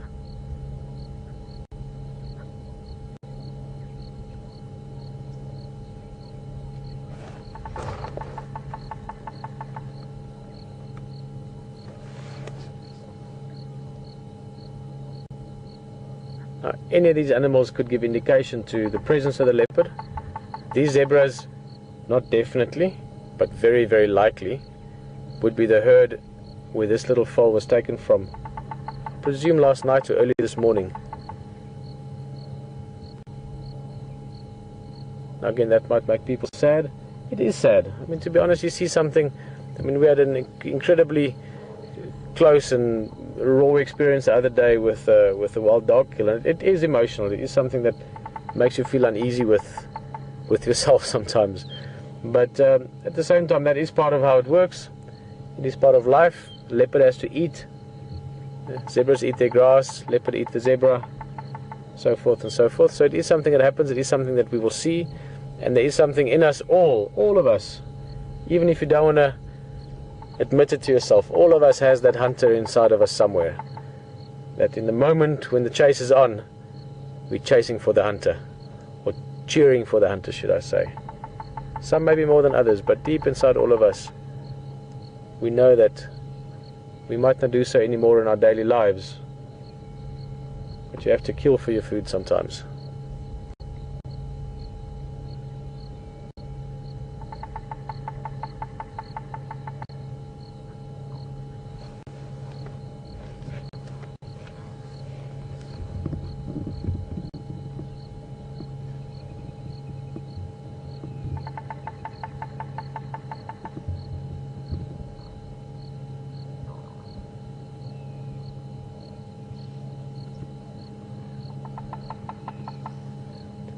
Brilliant.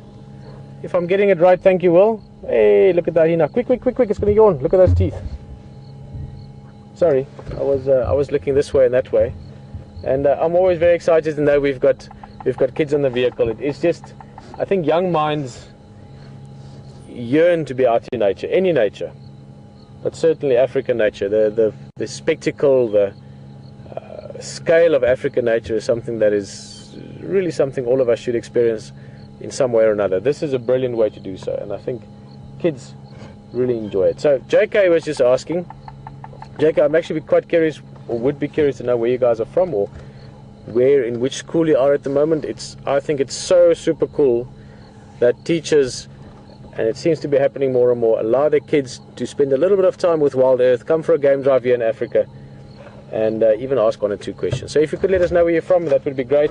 If you're busy with class and you've got to get back to your studies, guys, do so in a few minutes after I answer this question.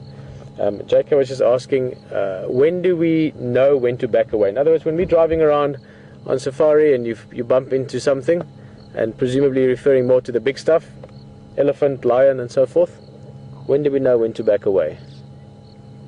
Well, I mean, there's so many situations. I'm sorry, I suddenly had about 1,000 thoughts go through my mind. I was just trying to think of a few. I mean, generally speaking, backing away is not necessarily the right thing to do. As a general standpoint, it's not always the case. The same as don't run. You know, they say don't run. Trust me, I've run a few times in my life. Usain Bolt would have been sweating to keep up with me. It's different when you've got a black rhino or an elephant or something motivating you, as opposed to a medal. But there's a moment when you know it, and to say when and why and how that is, that's down to experience, down to personality, down to your own motivations on those days. But generally speaking, you should know if an animal is bothered enough by you to be aggressive enough towards you that you have to run away. You should know that beforehand. In other words, you should pick up something about that animal's behavior at a fair enough distance to then not push it further. The most likely animal that people back away from would be elephant, just because they are very big and they can be very intimidating. What are we looking at? Do you see something?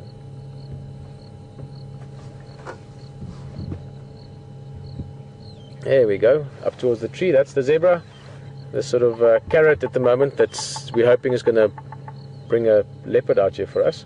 But so just to finish that, JK, it really is. You have to read so much in their behavior before you get to that point. I mean, I've been in certain occasions where I specifically, and especially on foot when I was younger, to learn in the name of experience, I specifically pushed beyond the point where you would think that where you would normally stop, just to see what happens, just to gain that experience. And again, people could say, yeah, you should respect the animals and all that, and that's obviously true. Keep in mind, I believe that I respect animals as much, if not more, than most other people out there. But at the same time, an elephant chasing you and chasing you away, that's not going to upset his day. He does that with lions and leopards and hyenas and wild dogs. There's a giraffe as well. Wow, guys, let's turn a little bit. I think we might get a... Oh, it'll be so cool if it happens. If the giraffe comes out and basically skylines himself against the background, we've got a beautiful sunset now developing. That would just be great. So let's just move a little bit. There we've got the sunset busy developing, beautiful sky. Big male giraffe walking out, some zebra rolling in the foreground. They might come out as well, they're just in the trees there. Ah, lovely, look at this guy. Big bull, really big guy. He's in his prime as well. You can see just looking at his condition as he's walking out. Massive neck, thick shoulders. Awesome. Awesome, awesome. I'm going to move a little bit, Jason, so I want to get him against the sunset in the back. There are a few animals more classic to photograph with the sunset at the back of them than giraffe. Oh, and we can do that right here, right now. Hey, Jason, one of your first drives on camera and you get to show a giraffe with the sunset behind it. Look at that beautiful bit of sky and cloud lighting up there. This is going to be stunning. And the chance is there that any second a leopard could appear. Isn't that just amazing?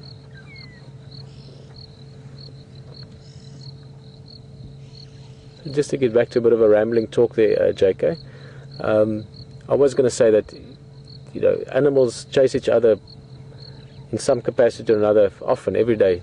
I've seen giraffe chase zebra away from a waterhole. I've seen warthogs chase impala away from a waterhole. I've seen things chasing each other for the fun of it, to get their food, to steal their things. It's normal. Animals interact with each other, different species all the time. But ultimately, the short, straight answer to your question, when do you know when to back away or run away from a big animal? There isn't really a set way to explain it, except there is a moment, in my experience always, there's a clear moment when you know when that is. And depending how you react to it, some people freeze up. I quite like that moment. Things slow down, everything is crisp and clear around you. Your senses are up there in super sensitivity, and then you just do what you need to do. But only with experience. I must remember we're talking to kids here as well, guys. You don't just do that. You don't just go and say, oh, well, Peter said we can try this. This is really, don't try this at home. Not that I'm too worried about you trying to see how close you can get to an elephant at home. It's not typically something you can get up to. But keep in mind, always respect things that you don't know as well. I've spent a large part of my life dedicated to understanding wildlife and behavior and animals. So it's in the course of that I learned those lessons, not sort of one weekend when I decided to give it a quick try. So as with all things, understanding and respect can take you a long way.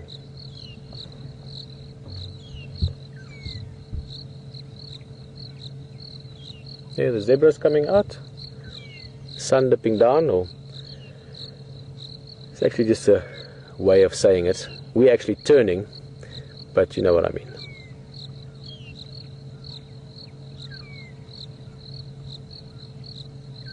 That's a beautiful zebra. That almost looks like the Birchill zebra in East Africa. Now, this is the Birchill zebra, or plains zebra, as in grassland zebra.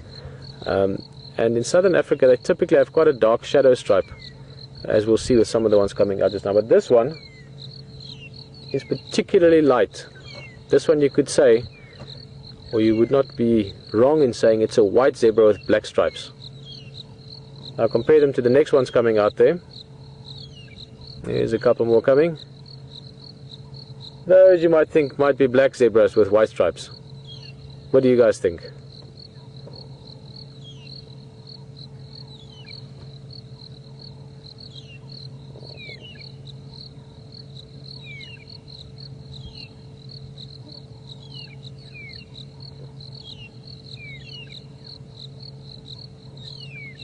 That's a beautiful, beautiful little family portrait.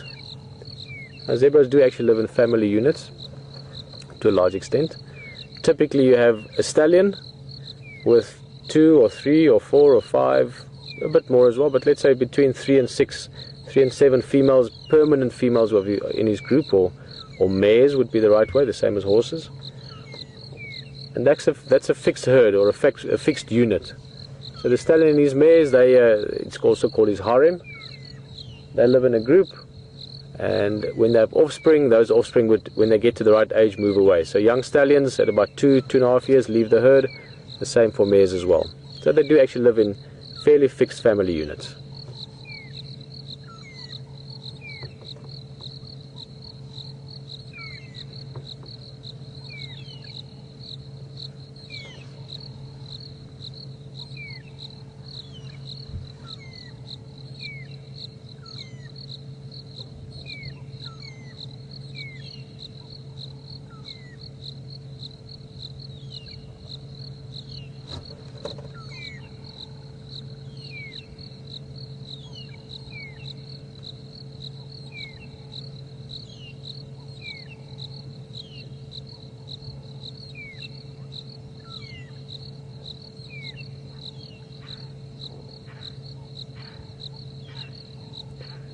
Well, the zebras are moving along.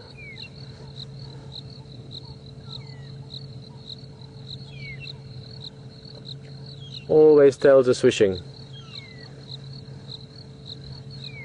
and those tails swishing away at the flies.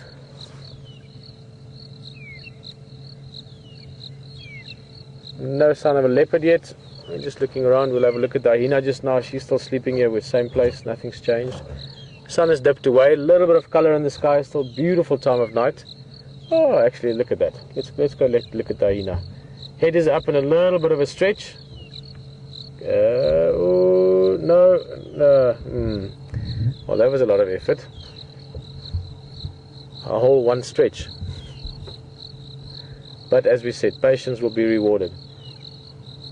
Leanne Bertram just asking how many pups do hyena have,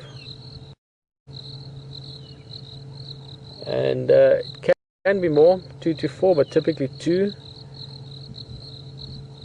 And you can also get a lot of aggression, often at birth, from those cubs, which is quite amazing. But with hyena, social structure is very important. With most animals to some extent or another, but with hyena especially, very, very strict hierarchies in the group, and you often find that the firstborn pup, especially if it's a female, which would likely be an alpha female down the line, can be very aggressive and attack the second pup when it's, even while it's being born sometimes, which is something I've never seen, but I've read about it along the way. Amazing to think that instinct.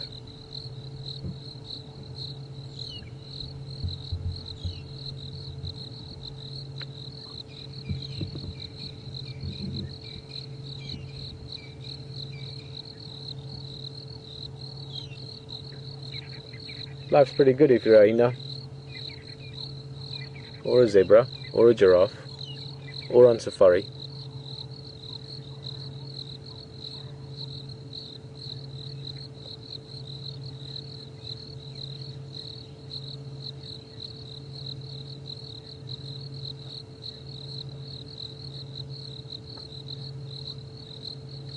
Every second now, it's just getting better and better and better for this leopard to arrive.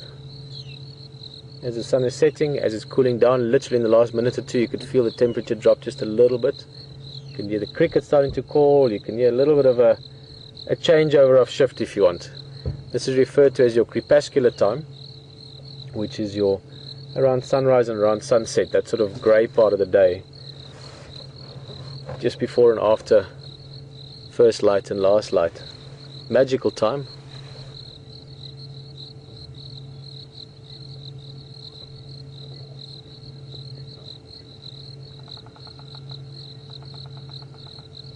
and we could see a leopard at any second. Maybe not. He could be sleeping. Hyena's looking around. You see, he's thinking the same thing. Or she is. I presume it's a she, just from the size. Keep in mind with the hyena, extremely difficult to tell the sexes. Typically the females are a bit bigger, and if it's in a group, they would be the more dominant ones. But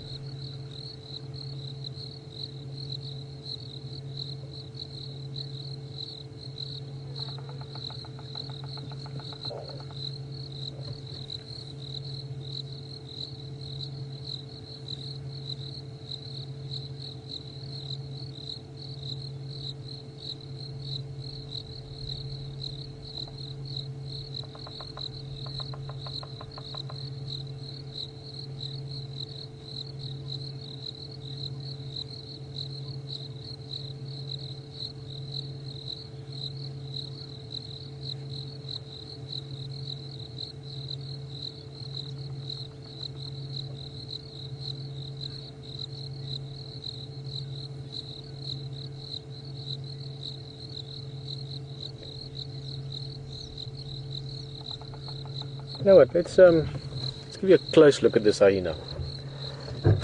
This is one that sees vehicles very often, very comfortable with us. We've sat here quite a while sharing a peaceful silence together.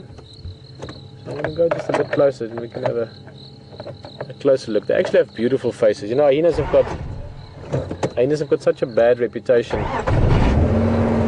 Not reputation really, some of us use the word rep, you know, like unjustly so. It's not from things they do, but it's from things that have been told about them. But they're actually beautiful animals, really, really cool animals. Look at that, super relaxed. Hello. Yes, we're also waiting, just like you are. Slightly different plans of what to do once the leopard arrives, but we are also waiting for the same thing that you are. Look at that face.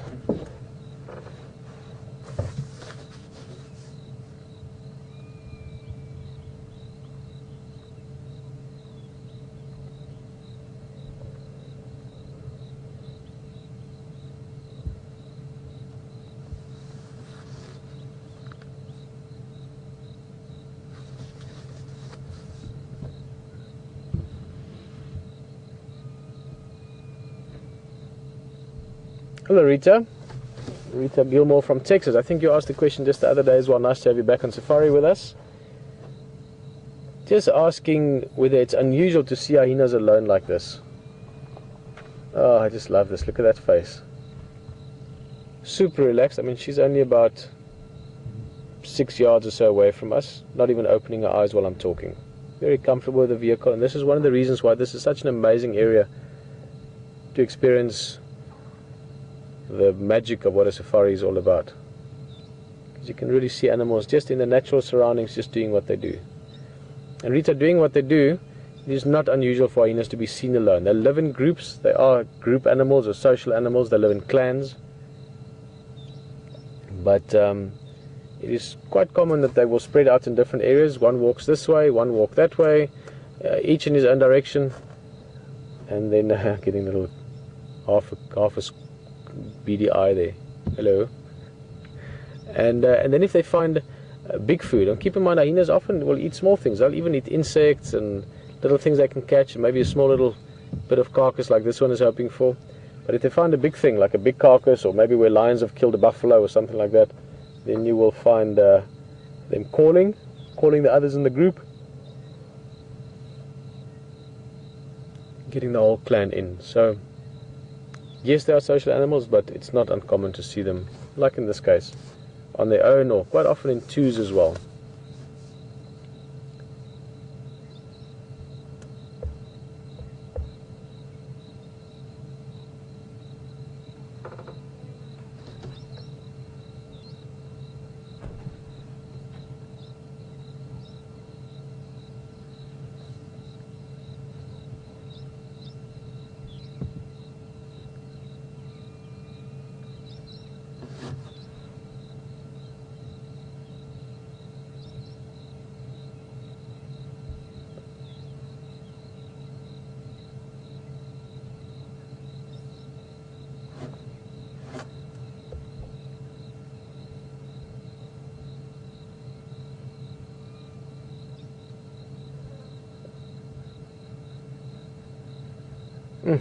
This is so peaceful.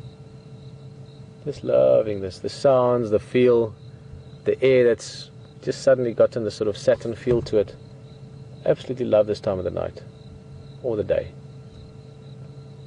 Also great to have questions from sort of closer to home.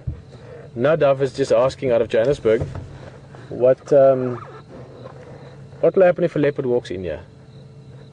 So we're waiting for the leopard at the moment. It should be Tingana if it's the same guy that was here earlier. Will he run away when he sees the hyena, or will he try and climb up the tree? Well, Nadav, I'll give you a third option there. He might chase the hyena.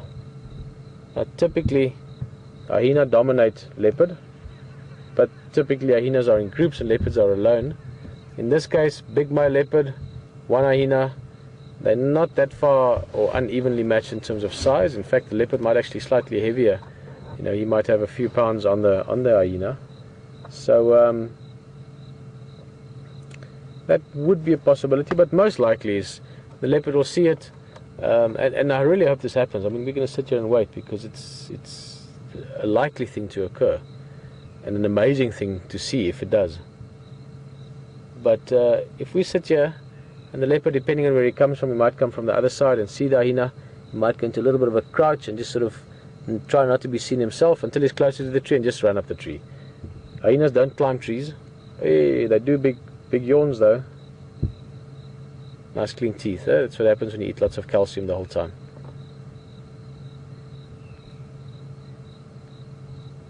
You can see the hyena is also like us. She's starting to think, come on, this has got to any minute now. She's done this many times.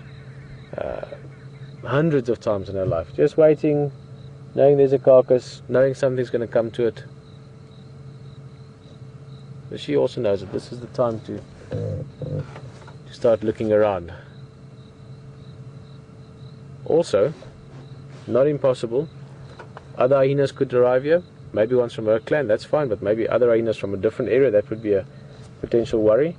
And a much bigger worry, a very real concern for hyenas, is it's also possible that the smell from this carcass, hey, look at that, could draw other predators, namely, or most importantly, lions. And if you're a hyena, you don't want to be caught napping when a big male lion arrives suddenly, because that could be your last nap.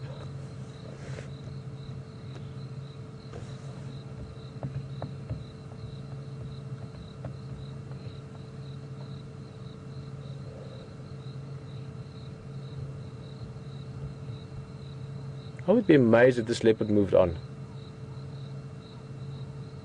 If you take all the circumstances, all the conditions, everything into account, it's not typical for them to do that. Hey!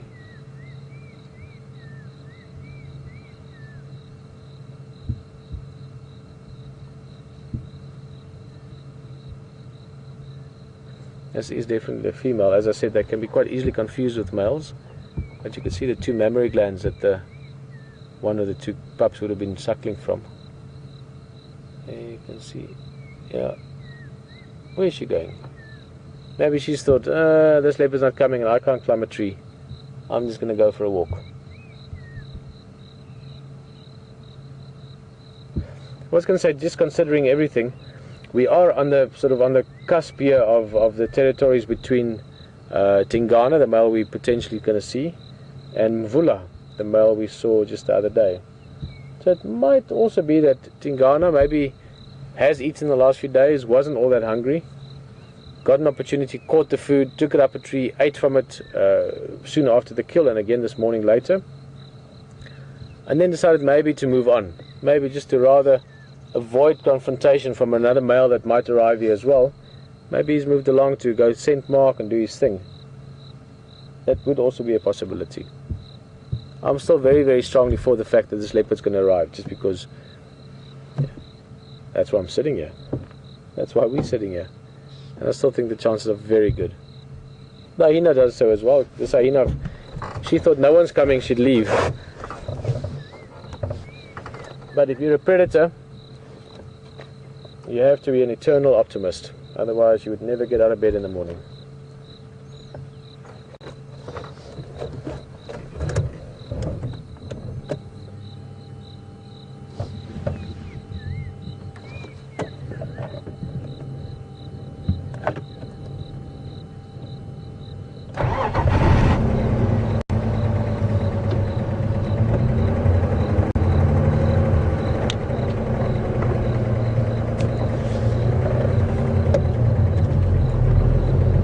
long was a piece of string? It's a question I didn't understood once I was probably much older than many of you thought of that question the first time. But it teaches you perspective, or understanding of a concept. Lenny, hello Lenny, how are you? Just asking how long do hyenas live for? Now it's obviously not a piece of string, there's a much more specific ways to think about it. But I was thinking as I heard that question, how long do humans live? Ask yourself that question while we're looking at this beautiful hyena and waiting for the leopard. How long do humans live? What was the average life expectancy of humans 100 years ago and 50 years ago, and for that matter 10 years ago, or living in the center of deepest, darkest Africa in a hut, or living in a big modern city somewhere in the west or the east or the north or the south? And then I mean to answer that in that way, because it really is so relative how long things live. But the average life expectancy for a hyena in the wild would be somewhere between 10 and 14 years. But there's been cases of them living 20 years, even over 20 years, in captivity or in relatively safe, easy conditions. In other words, when the food is easy and you never go hungry and you don't have to run things down and get yourself injured and fight with other animals over your food and suffer droughts and parasites and ticks and all kinds of things, then you could live much older, sort of like humans do. Obviously genetics plays a big role. My grandmother is 95 this year, and she's obviously very old. She's almost a century old, but she's still good, and that's amazing if you think of it. When I think about it like that, sometimes it really is unbelievable. Considering that 100 years ago or so, and I don't know the exact stats here, if someone wants to look it up, they can let us know if you want to share it. But 100 years ago, the life expectancy of someone in the Western world, the modern world for that matter, was in the 50s. And I know now that's something that a lot of countries, especially in Europe, are dealing with, where you've got retirement ages and government policies and pension funds, and suddenly people are living to 70, 80, 90 as the norm.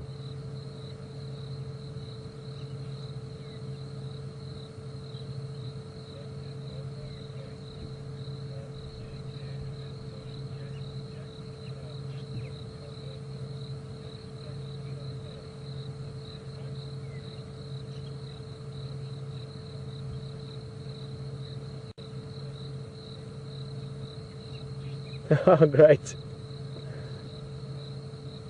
You see, I love kids for that.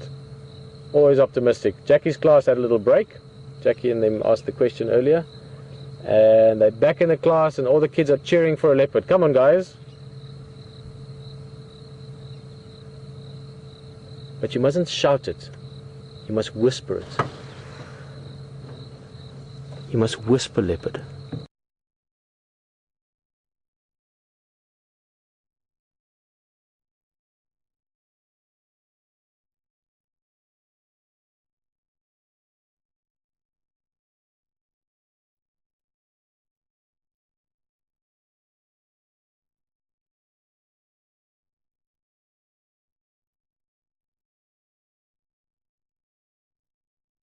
I'm going to stay here, and I'd love it if you guys stay with me to the end of drive. It's about 40 minutes or so. That gives a few things the possibility to happen. HT might find something, we can join him for a bit, see what he's up to. But I'm going to stay here because I want to get that feeling that we just spoke about. And the chances for it is very real here, any second. 40 minutes, we're looking at about... what is that? Ooh, when I'm on the spot suddenly I'm a bit nervous. How many seconds is that? Come on, Jackie's class. That's about 2,400 seconds or something like that. Of possible seconds when a leopard can arrive.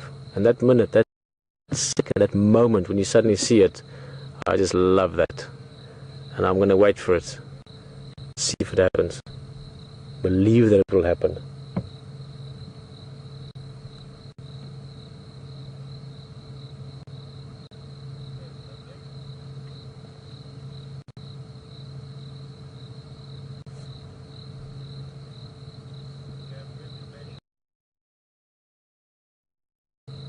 of possible seconds when a leopard can arrive. And that minute, that second, that moment when you suddenly see it, I just love that. And I'm going to wait for it. See if it happens. Believe that it will happen.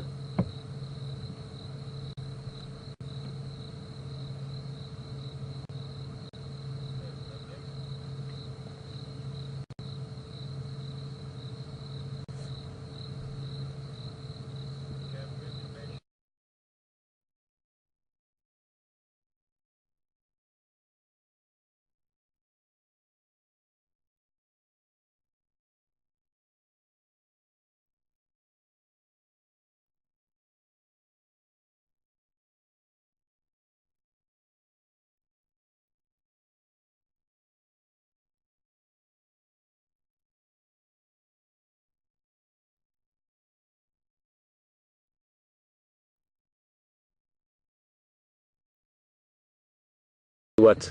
I agree that, as you were saying, you mustn't tell your husband that you're watching this rather than making dinner. But if the leopard arrives, you have to call him. Because that is something that should be shared whenever possible.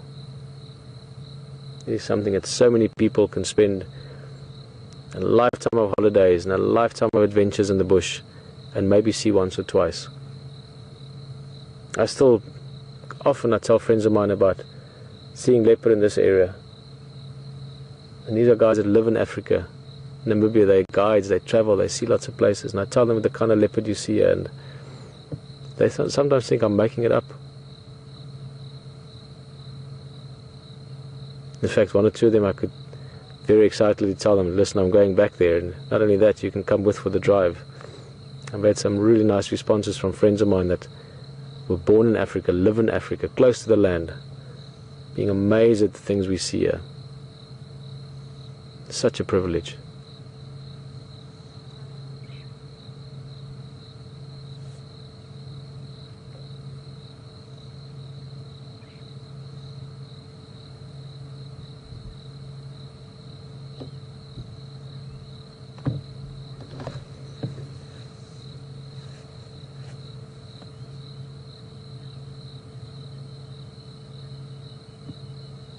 And so, every now and again, just popping your head up a little bit.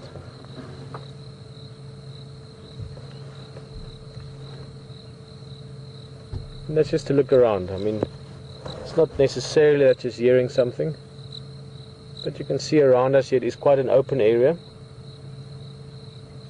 but it's also quite short grass. So if something like a lion or something was walking up, she wouldn't necessarily hear it.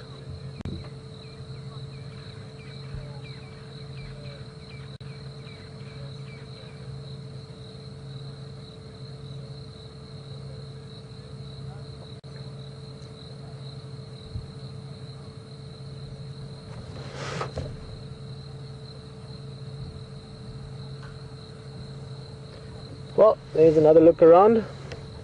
And there's a game drive vehicle on their way as well. They're also going to come wait with us. Guys, just keep in mind, there's lots of things happening out there, and I think HT has got a little surprise. I know that he's working on a plan with this hippo. I think there might even be a naming thing in it, but he's got a plan. We were talking about it the other day. So enjoy it. Down at Treehouse Dam for a little bit, and I'm hoping HT is going to come join us as well towards sunset or towards the end of the drive. Maybe the leopard arrives by then. So we'll see you back here soon. And if the leopard arrives, the second I see it, I'll make sure you get back on the vehicle. Enjoy the hippo and see you just now. Welcome back, folks. Here you've got some really great things up with Pete on the Impala. Oh, there we go. Nice spotting there. Eagle Eye Alex again. Eagle Eye Alex, as I'm turning around looking at you, banging out information. It's good to have another set of eyes. I tell you, have a look at that guy. There's a beauty. There's a beauty. Nice big boy. Yeah, there's a big bull. Really nice. Well done, mate. Good spotting. That's excellent. Isn't he beautiful?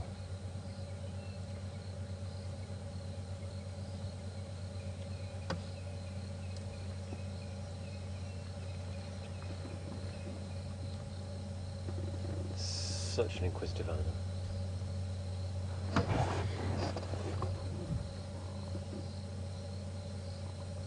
Not a care in the world at the moment, has he really? One care. Well, yeah, one care. But anyway, yeah. Yes. Isn't it? Really beautiful. Beautiful, beautiful markings. Fantastic. Just so clear. Gosh, they're incredible, aren't they? Absolutely spectacular.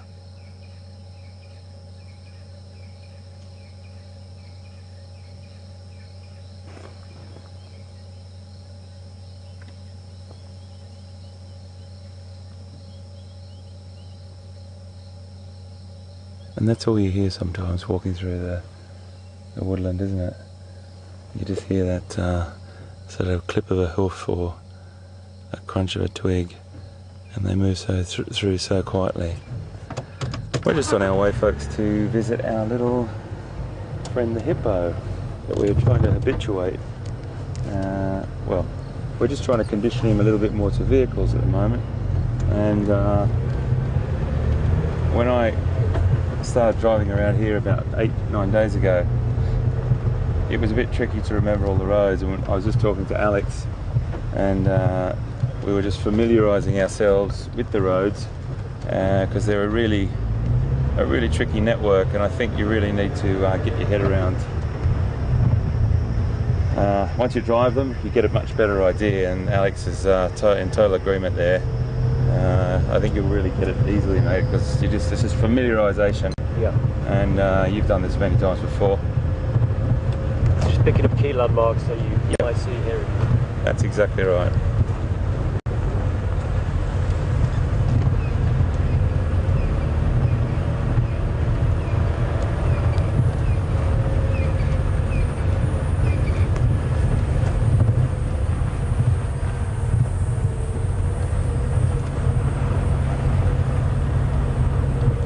Going to go and see him. He's only hasn't seen us today, and we'll see if he's still there. He's definitely a much shyer hippo than the others on the reserves, so we'd like to just pop in, and we're up this way, and just see if he is about. It's sort of a little bit in about an hour's time. They'll start to make their way out of there water safety zone, which is like their pond or their dam that they're in, or their river. In this particular case, a dam, and he would start to make his way to a grazing area, whatever that may be, or wherever that may be. Not sure if he's around.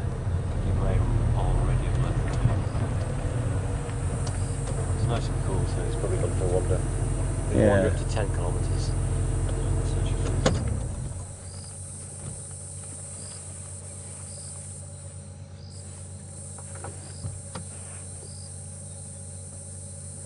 Can't see him anywhere at the moment. He might surface, and he might just be under the water.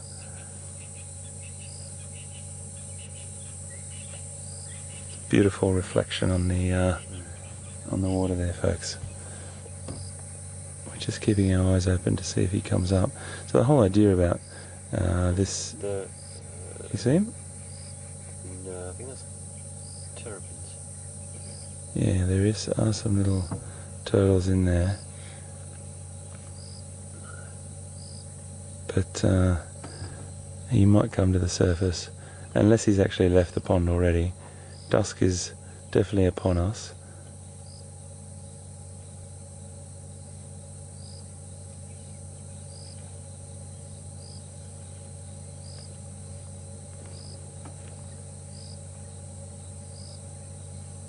The reflection's quite lovely.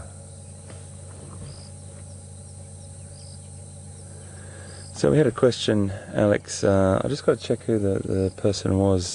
Control, can you? I think it was Larry. Yeah, Larry asked on email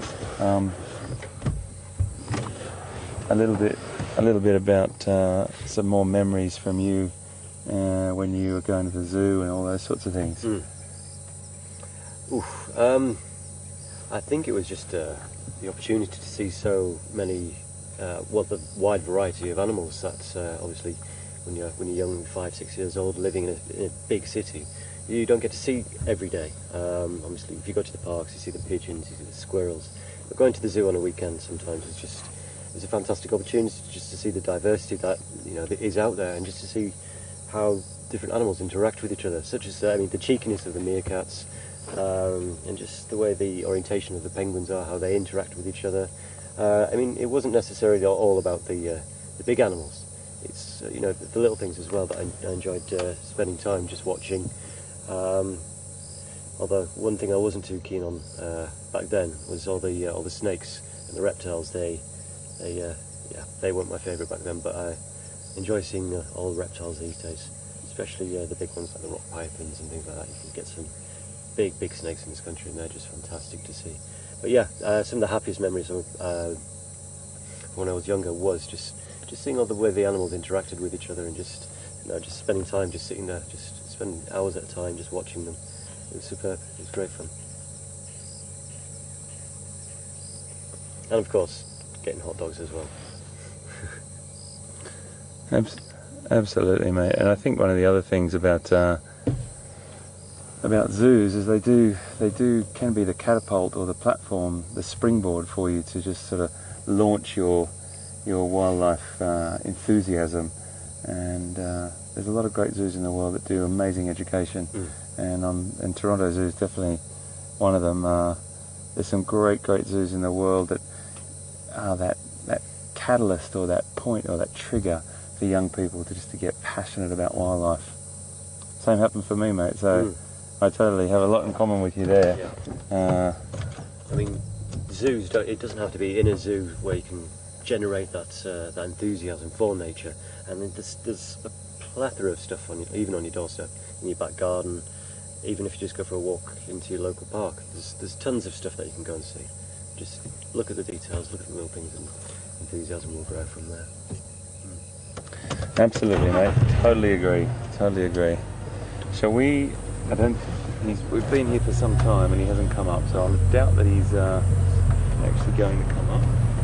So what I'm going to do is just head up and let's just see if we can find Pete.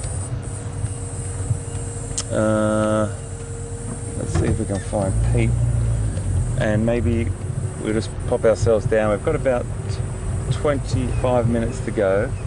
We'll just slowly creep along. I'll get some lights on in a minute when VM tells me.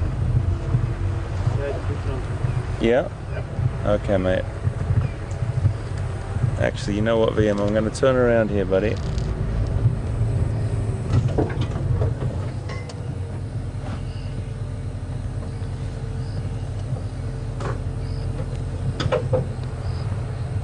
Your spider sense tingling, telling me there's something this way.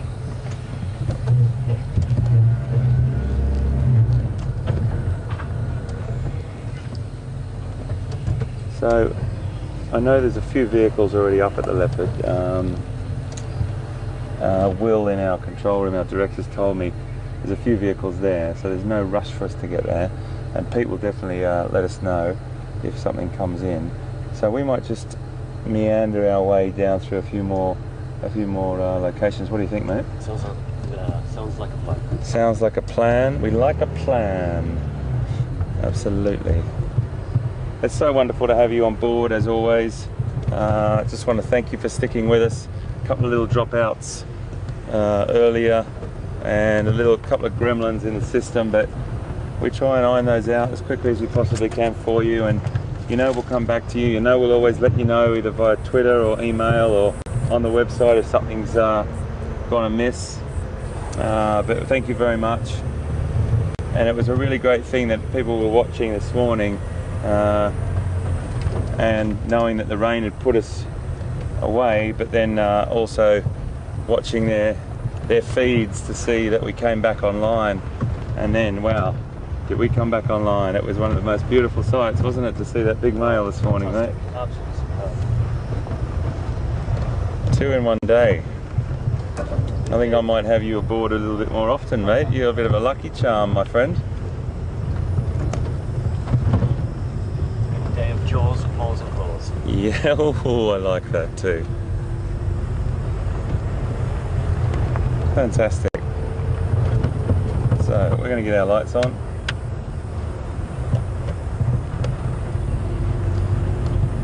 And see what we see on the way, because you don't know what's around that next corner. I say it over and over again, but boy, it's definitely been upon us today. Really fantastic.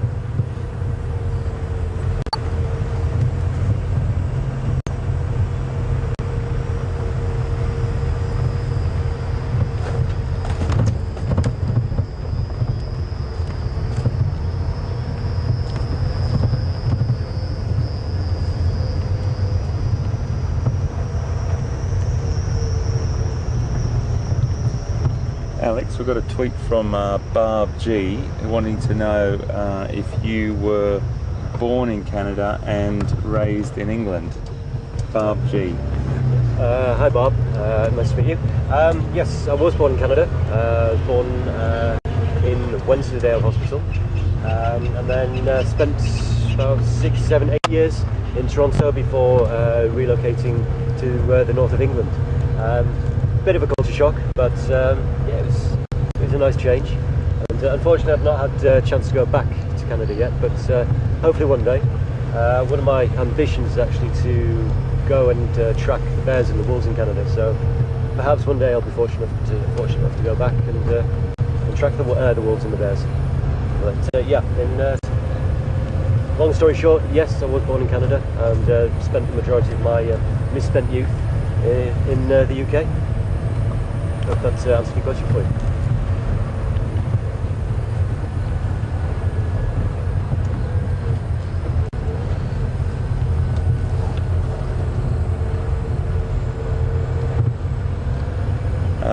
I think we ought to sort of creep around these little tracks here. I like these little tracks, and I think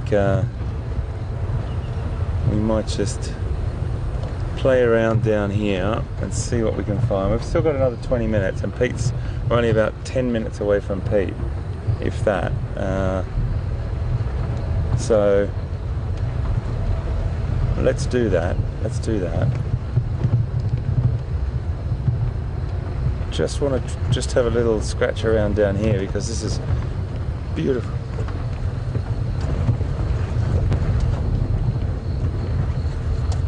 So we'll just keep looking around, you never know. And Pete's up there with his eyes glued to that tree, and I really want I want that leopard to come for him tonight. He needs a leopard fix. Now Peter,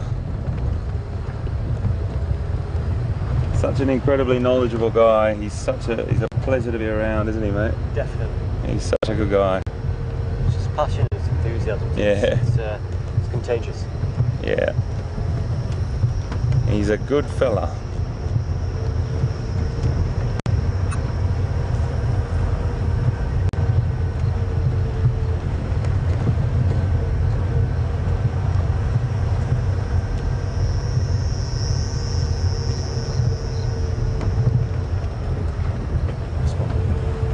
Yeah, you can have a spot with that, mate. So we're just going to bring the spotlight out, folks. 2 seconds, just going to lift. Yep. There you go. The charger's still in there, just watch it doesn't drop out, mate. Alex is just going to have a little look around.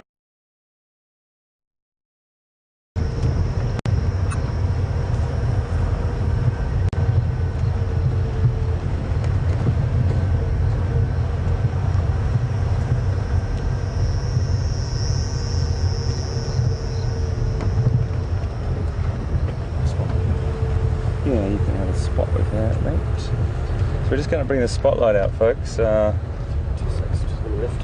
Yep. There you go. The charger's... We still get a visual on it, but we don't put it in their eyes. And we got a question last night about that. Do I think, or I think the question was something along the lines, would the light hurt the animals or something like that? If you think about having a very strong light shining in your eye, that's the same sort of feeling, I'd imagine. I'm only imagining it. But what happens with that? You become dazzled, and when you get dazzled, that's what we don't want to do, because that sort of thing could impact on one of the animals. animals' survivals, really, because if they're dazzled and a predator... Sorry, I just got a fly in my eye. Please apologise.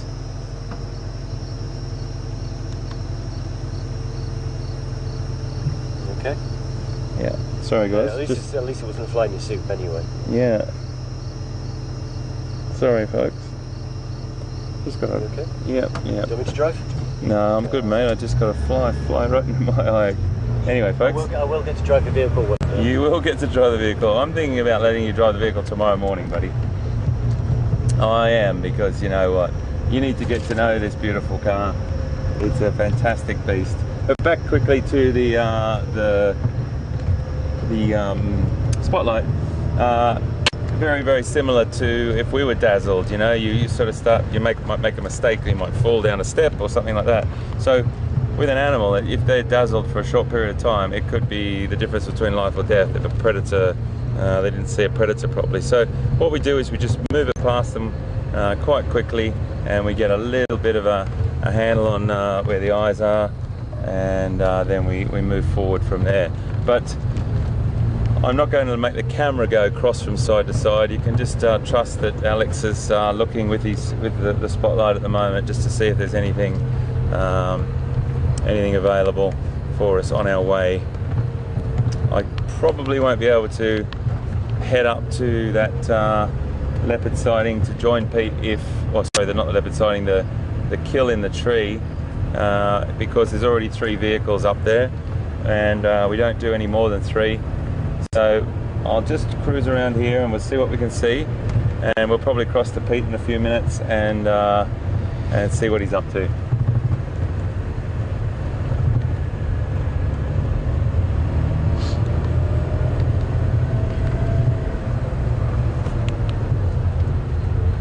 Thank you, Control. Peter, do you copy?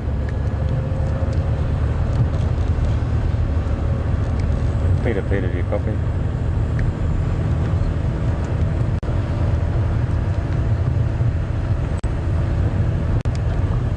Peter, do you copy?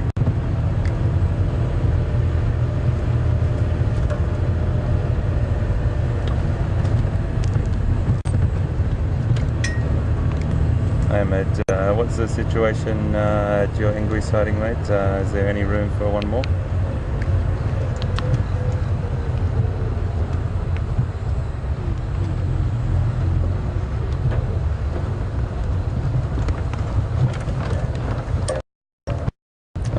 Everyone else is coming up Philemon's Dip. Thanks, man. Standing by.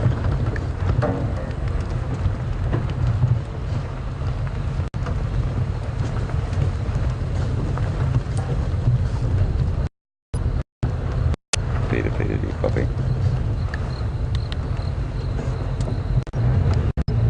How's my comms, mate, from where we are now? What's strength?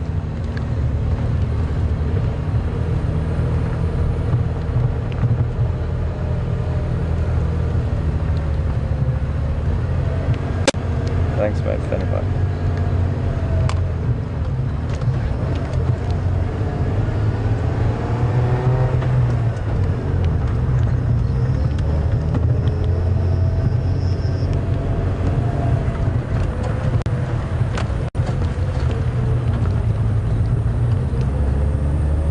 I've just talked to Pete, and he's given me an invite to come up because there's a vehicle that has moved away from the sighting, so that's going to give us access to sit there and potentially see if this Tingana, the leopard, comes back to finish off his zebra dinner, and then we will be able to just sit there and close out with you tonight. And just want to thank you before we get there for being with us today and tonight. This morning was absolutely phenomenal. Very quiet in the morning, we then finished with that beautiful Tingana leopard where we're going back to now. And then this afternoon, Alex's first leopard spot on his second drive. It's just sensational to have him on board. VM, beautiful footage this afternoon, mate. Thank you so much. And when we get to the site, we'll probably cross over to Pete, but we'll cross to him now and see what he's up to. Thanks so much, guys, and we'll see you just now.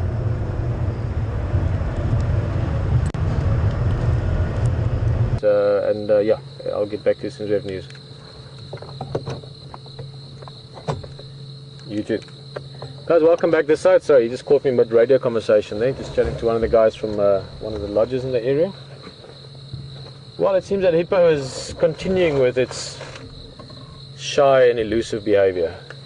A beautiful view of the tree. I just wish the leopard was in it, because we've got a skyline, stunning view towards the distant horizons west of us.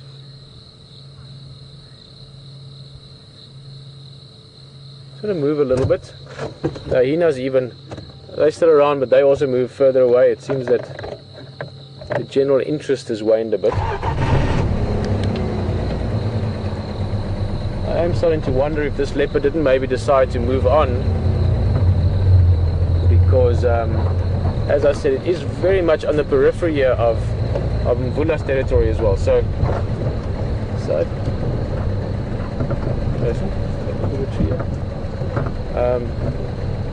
I'm wondering if that didn't play a role. Maybe he decided, you know what, I'm not going to take chances and hang around here. I've got a full belly already, I'm happy, and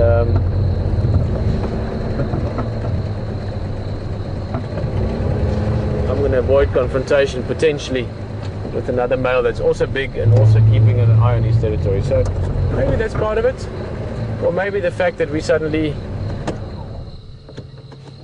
how shall I say, earlier I felt like 99% certain we're going to find this leopard. Now I'm down to maybe 70%. Maybe that is just what we want, or just what we need for the leopard to appear. So who knows? Hayden's also heading over here. He's going to come join us for the end part of the drive. Maybe he joins us for the surprise. He's had a very good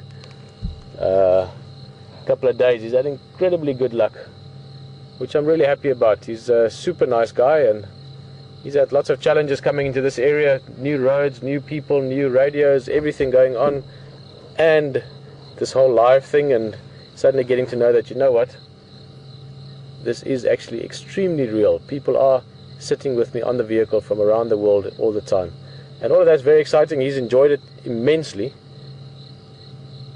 but at the same time I'm happy with all that going on. He's had a really good run of finding different cats as well. He found Quarantine the first time, he found Karula tonight, he found those wild dogs again the other day. So who knows, maybe that little bit of luck is all we need.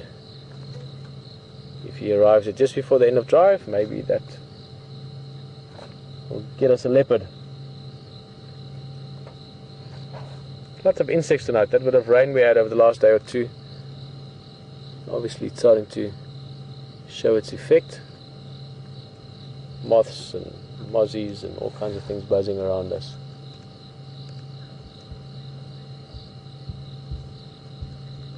But no leopard yet.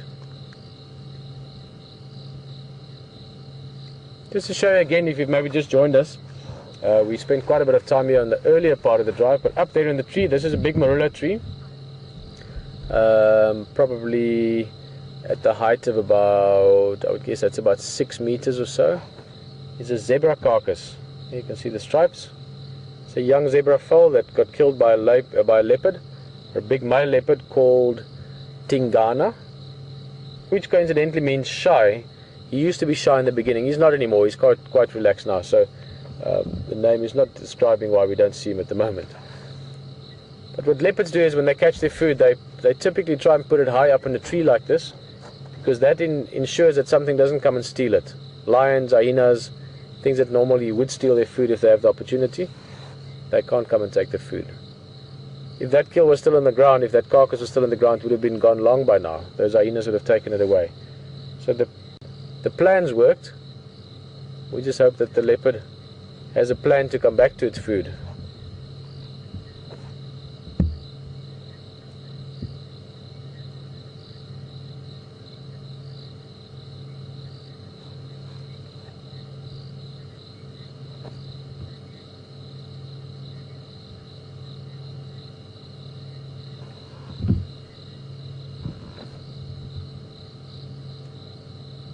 Such a perfect tree for a leopard.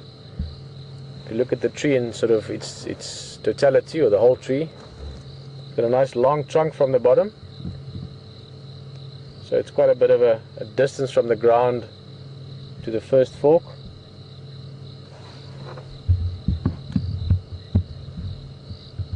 So from there at the base all the way to the fork, that would be about 3 meters, a little bit more. High enough that, I mean, a lion, if it really wanted to, could scramble up there, but it would be a scramble. For a leopard, that would be a one jump into the fork, and it's almost like a ladder. You can just see kunk, kunk, kunk, kunk, kunk, like a sort of a sideways ladder up to the kill area. So perfect tree, and I was really hoping to observe it. To see a leopard climb a tree like that is just absolutely beautiful. It just looks like one fluid motion when they do it.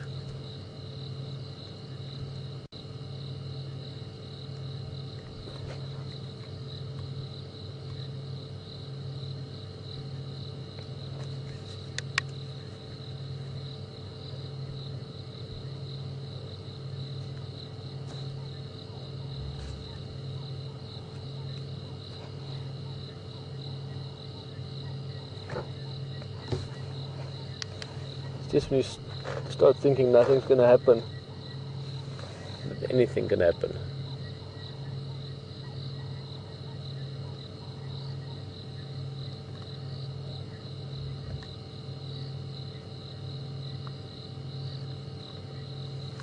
I'll put the light in this direction a bit, because there's quite a few termites flying around, and the light attracts them a little bit, so maybe we can see a few of them here flying in front of us. But from this bit of rain, you get sudden explosion of insects. It wasn't massive rain, so it's not massive explosion yet, but trust me, quite soon there'll be a lot of bugs around in the evening.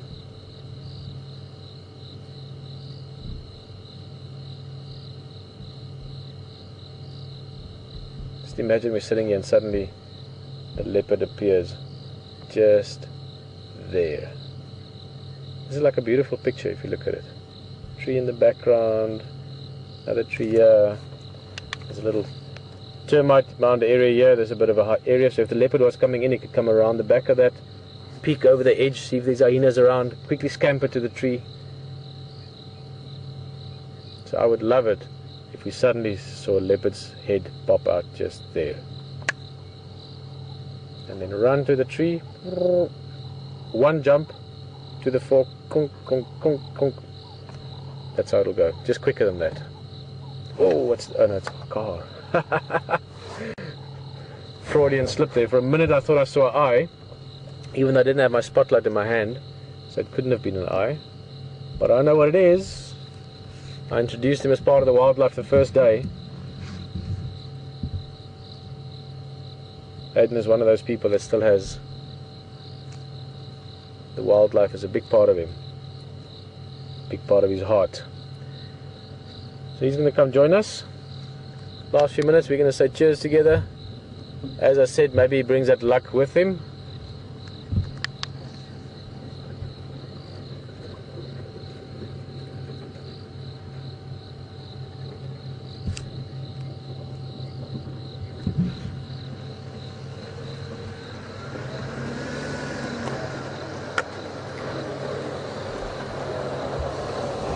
Dr. Livingston, I presume. Yeah. There we are. How are you? I'm very good. We've been, let me just do something here about this. Let's do, wait. That's too much. Sorry, Alex, that was not intentional. Well, here we go. Alex has had a fantastic afternoon, mate. Spotted Karula. Oh, did you spot her? Yeah. Great. Isn't that just the best feeling ever? Yeah. I mean, literally, it's like, bye! Pretty much. Sorry, Fantastic, mate. So, awesome, man. What was she doing when you spotted her? She was just crossing the road, just back there. I just managed to glance on my left, and she was just poking her head out through a bush.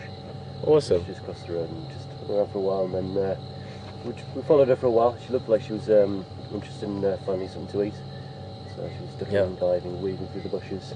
Liam, Yeah, she was, can you maybe swing your light around a little bit more on the center pole or something, if possible? This light's very bright. I'm gonna put Alex. Just close your eyes. I'm gonna put him on the spot if I do this. on the spot, right? Yeah. Thank you. Yeah, we saw Karula briefly. Unfortunately, not not with everyone on the vehicle, Yeah. because we went looking there, and then I heard Franklin's guinea fowl. We were weaving through, and we found it just as she was crossing into Buffelshoek, and the signal was breaking up as well. Yeah. But I did see her. She is my girl. Apart from my 2 girls at home, she's my girl. Oh yeah. Well, So- I tell you might have a bit of competition, mate, because I think I fell in love with her today too. She is awesome, really is just a beautiful cat. Absolutely magnificent. Just so beautiful, just so elegant, and she really did. Yeah, no, she's got a real flair to her. Yeah, and very, very comfortable with the vehicles too. Hey, just so. Oh no, big time. relaxed. No, she's peaceful. Really peaceful. Her name very, very apt. Guys, I think it's almost good night time. We've been hoping for this leopard, but I was hoping your luck would rub off. I've been saying you've had such a good run, and I'm so happy for you. You've had a lot of finding things, which is the best way to see things. But from our side, it's almost good night time. Alex, I'm glad you're getting out here as well, this side of the camera and this side of the directing part. And soon you're going to be taking a few drives, I'm sure. Yeah, Absolutely. Well, Yeah. the funny thing is, Pete, ever so quickly, we've had some tweets and some emails saying that a lot of people are really looking forward to seeing this fella behind the wheel tomorrow. So brilliant stuff. You just mustn't say which football team he cheers for, because then that could be an issue. Guys, on a more serious note, from our side here, from myself and Jason also getting out there for one of his first drives. What's it, your second, third drive now? Huh? Second, yep. Yeah, and I'm sure you enjoyed it. And oh, I need some light. So, from our side, let's do that. We're just going to say good night because I think it's almost time for that. And Alex and HT and VM and Jason behind the camera, myself, Peter, has been awesome. Will, thank you very much in control room. As always, join us again tomorrow for the sunrise safari. Lots of things to see, leopards to find, fun to have, and conversations to enjoy. Bye bye. Okay, good night. Cheers, guys. See you tomorrow. No, on the light itself. Thank you, Will. Nice drive. We'll see you. It's about probably 10 minutes or so from here. Thanks, guys. Thank you. Okay.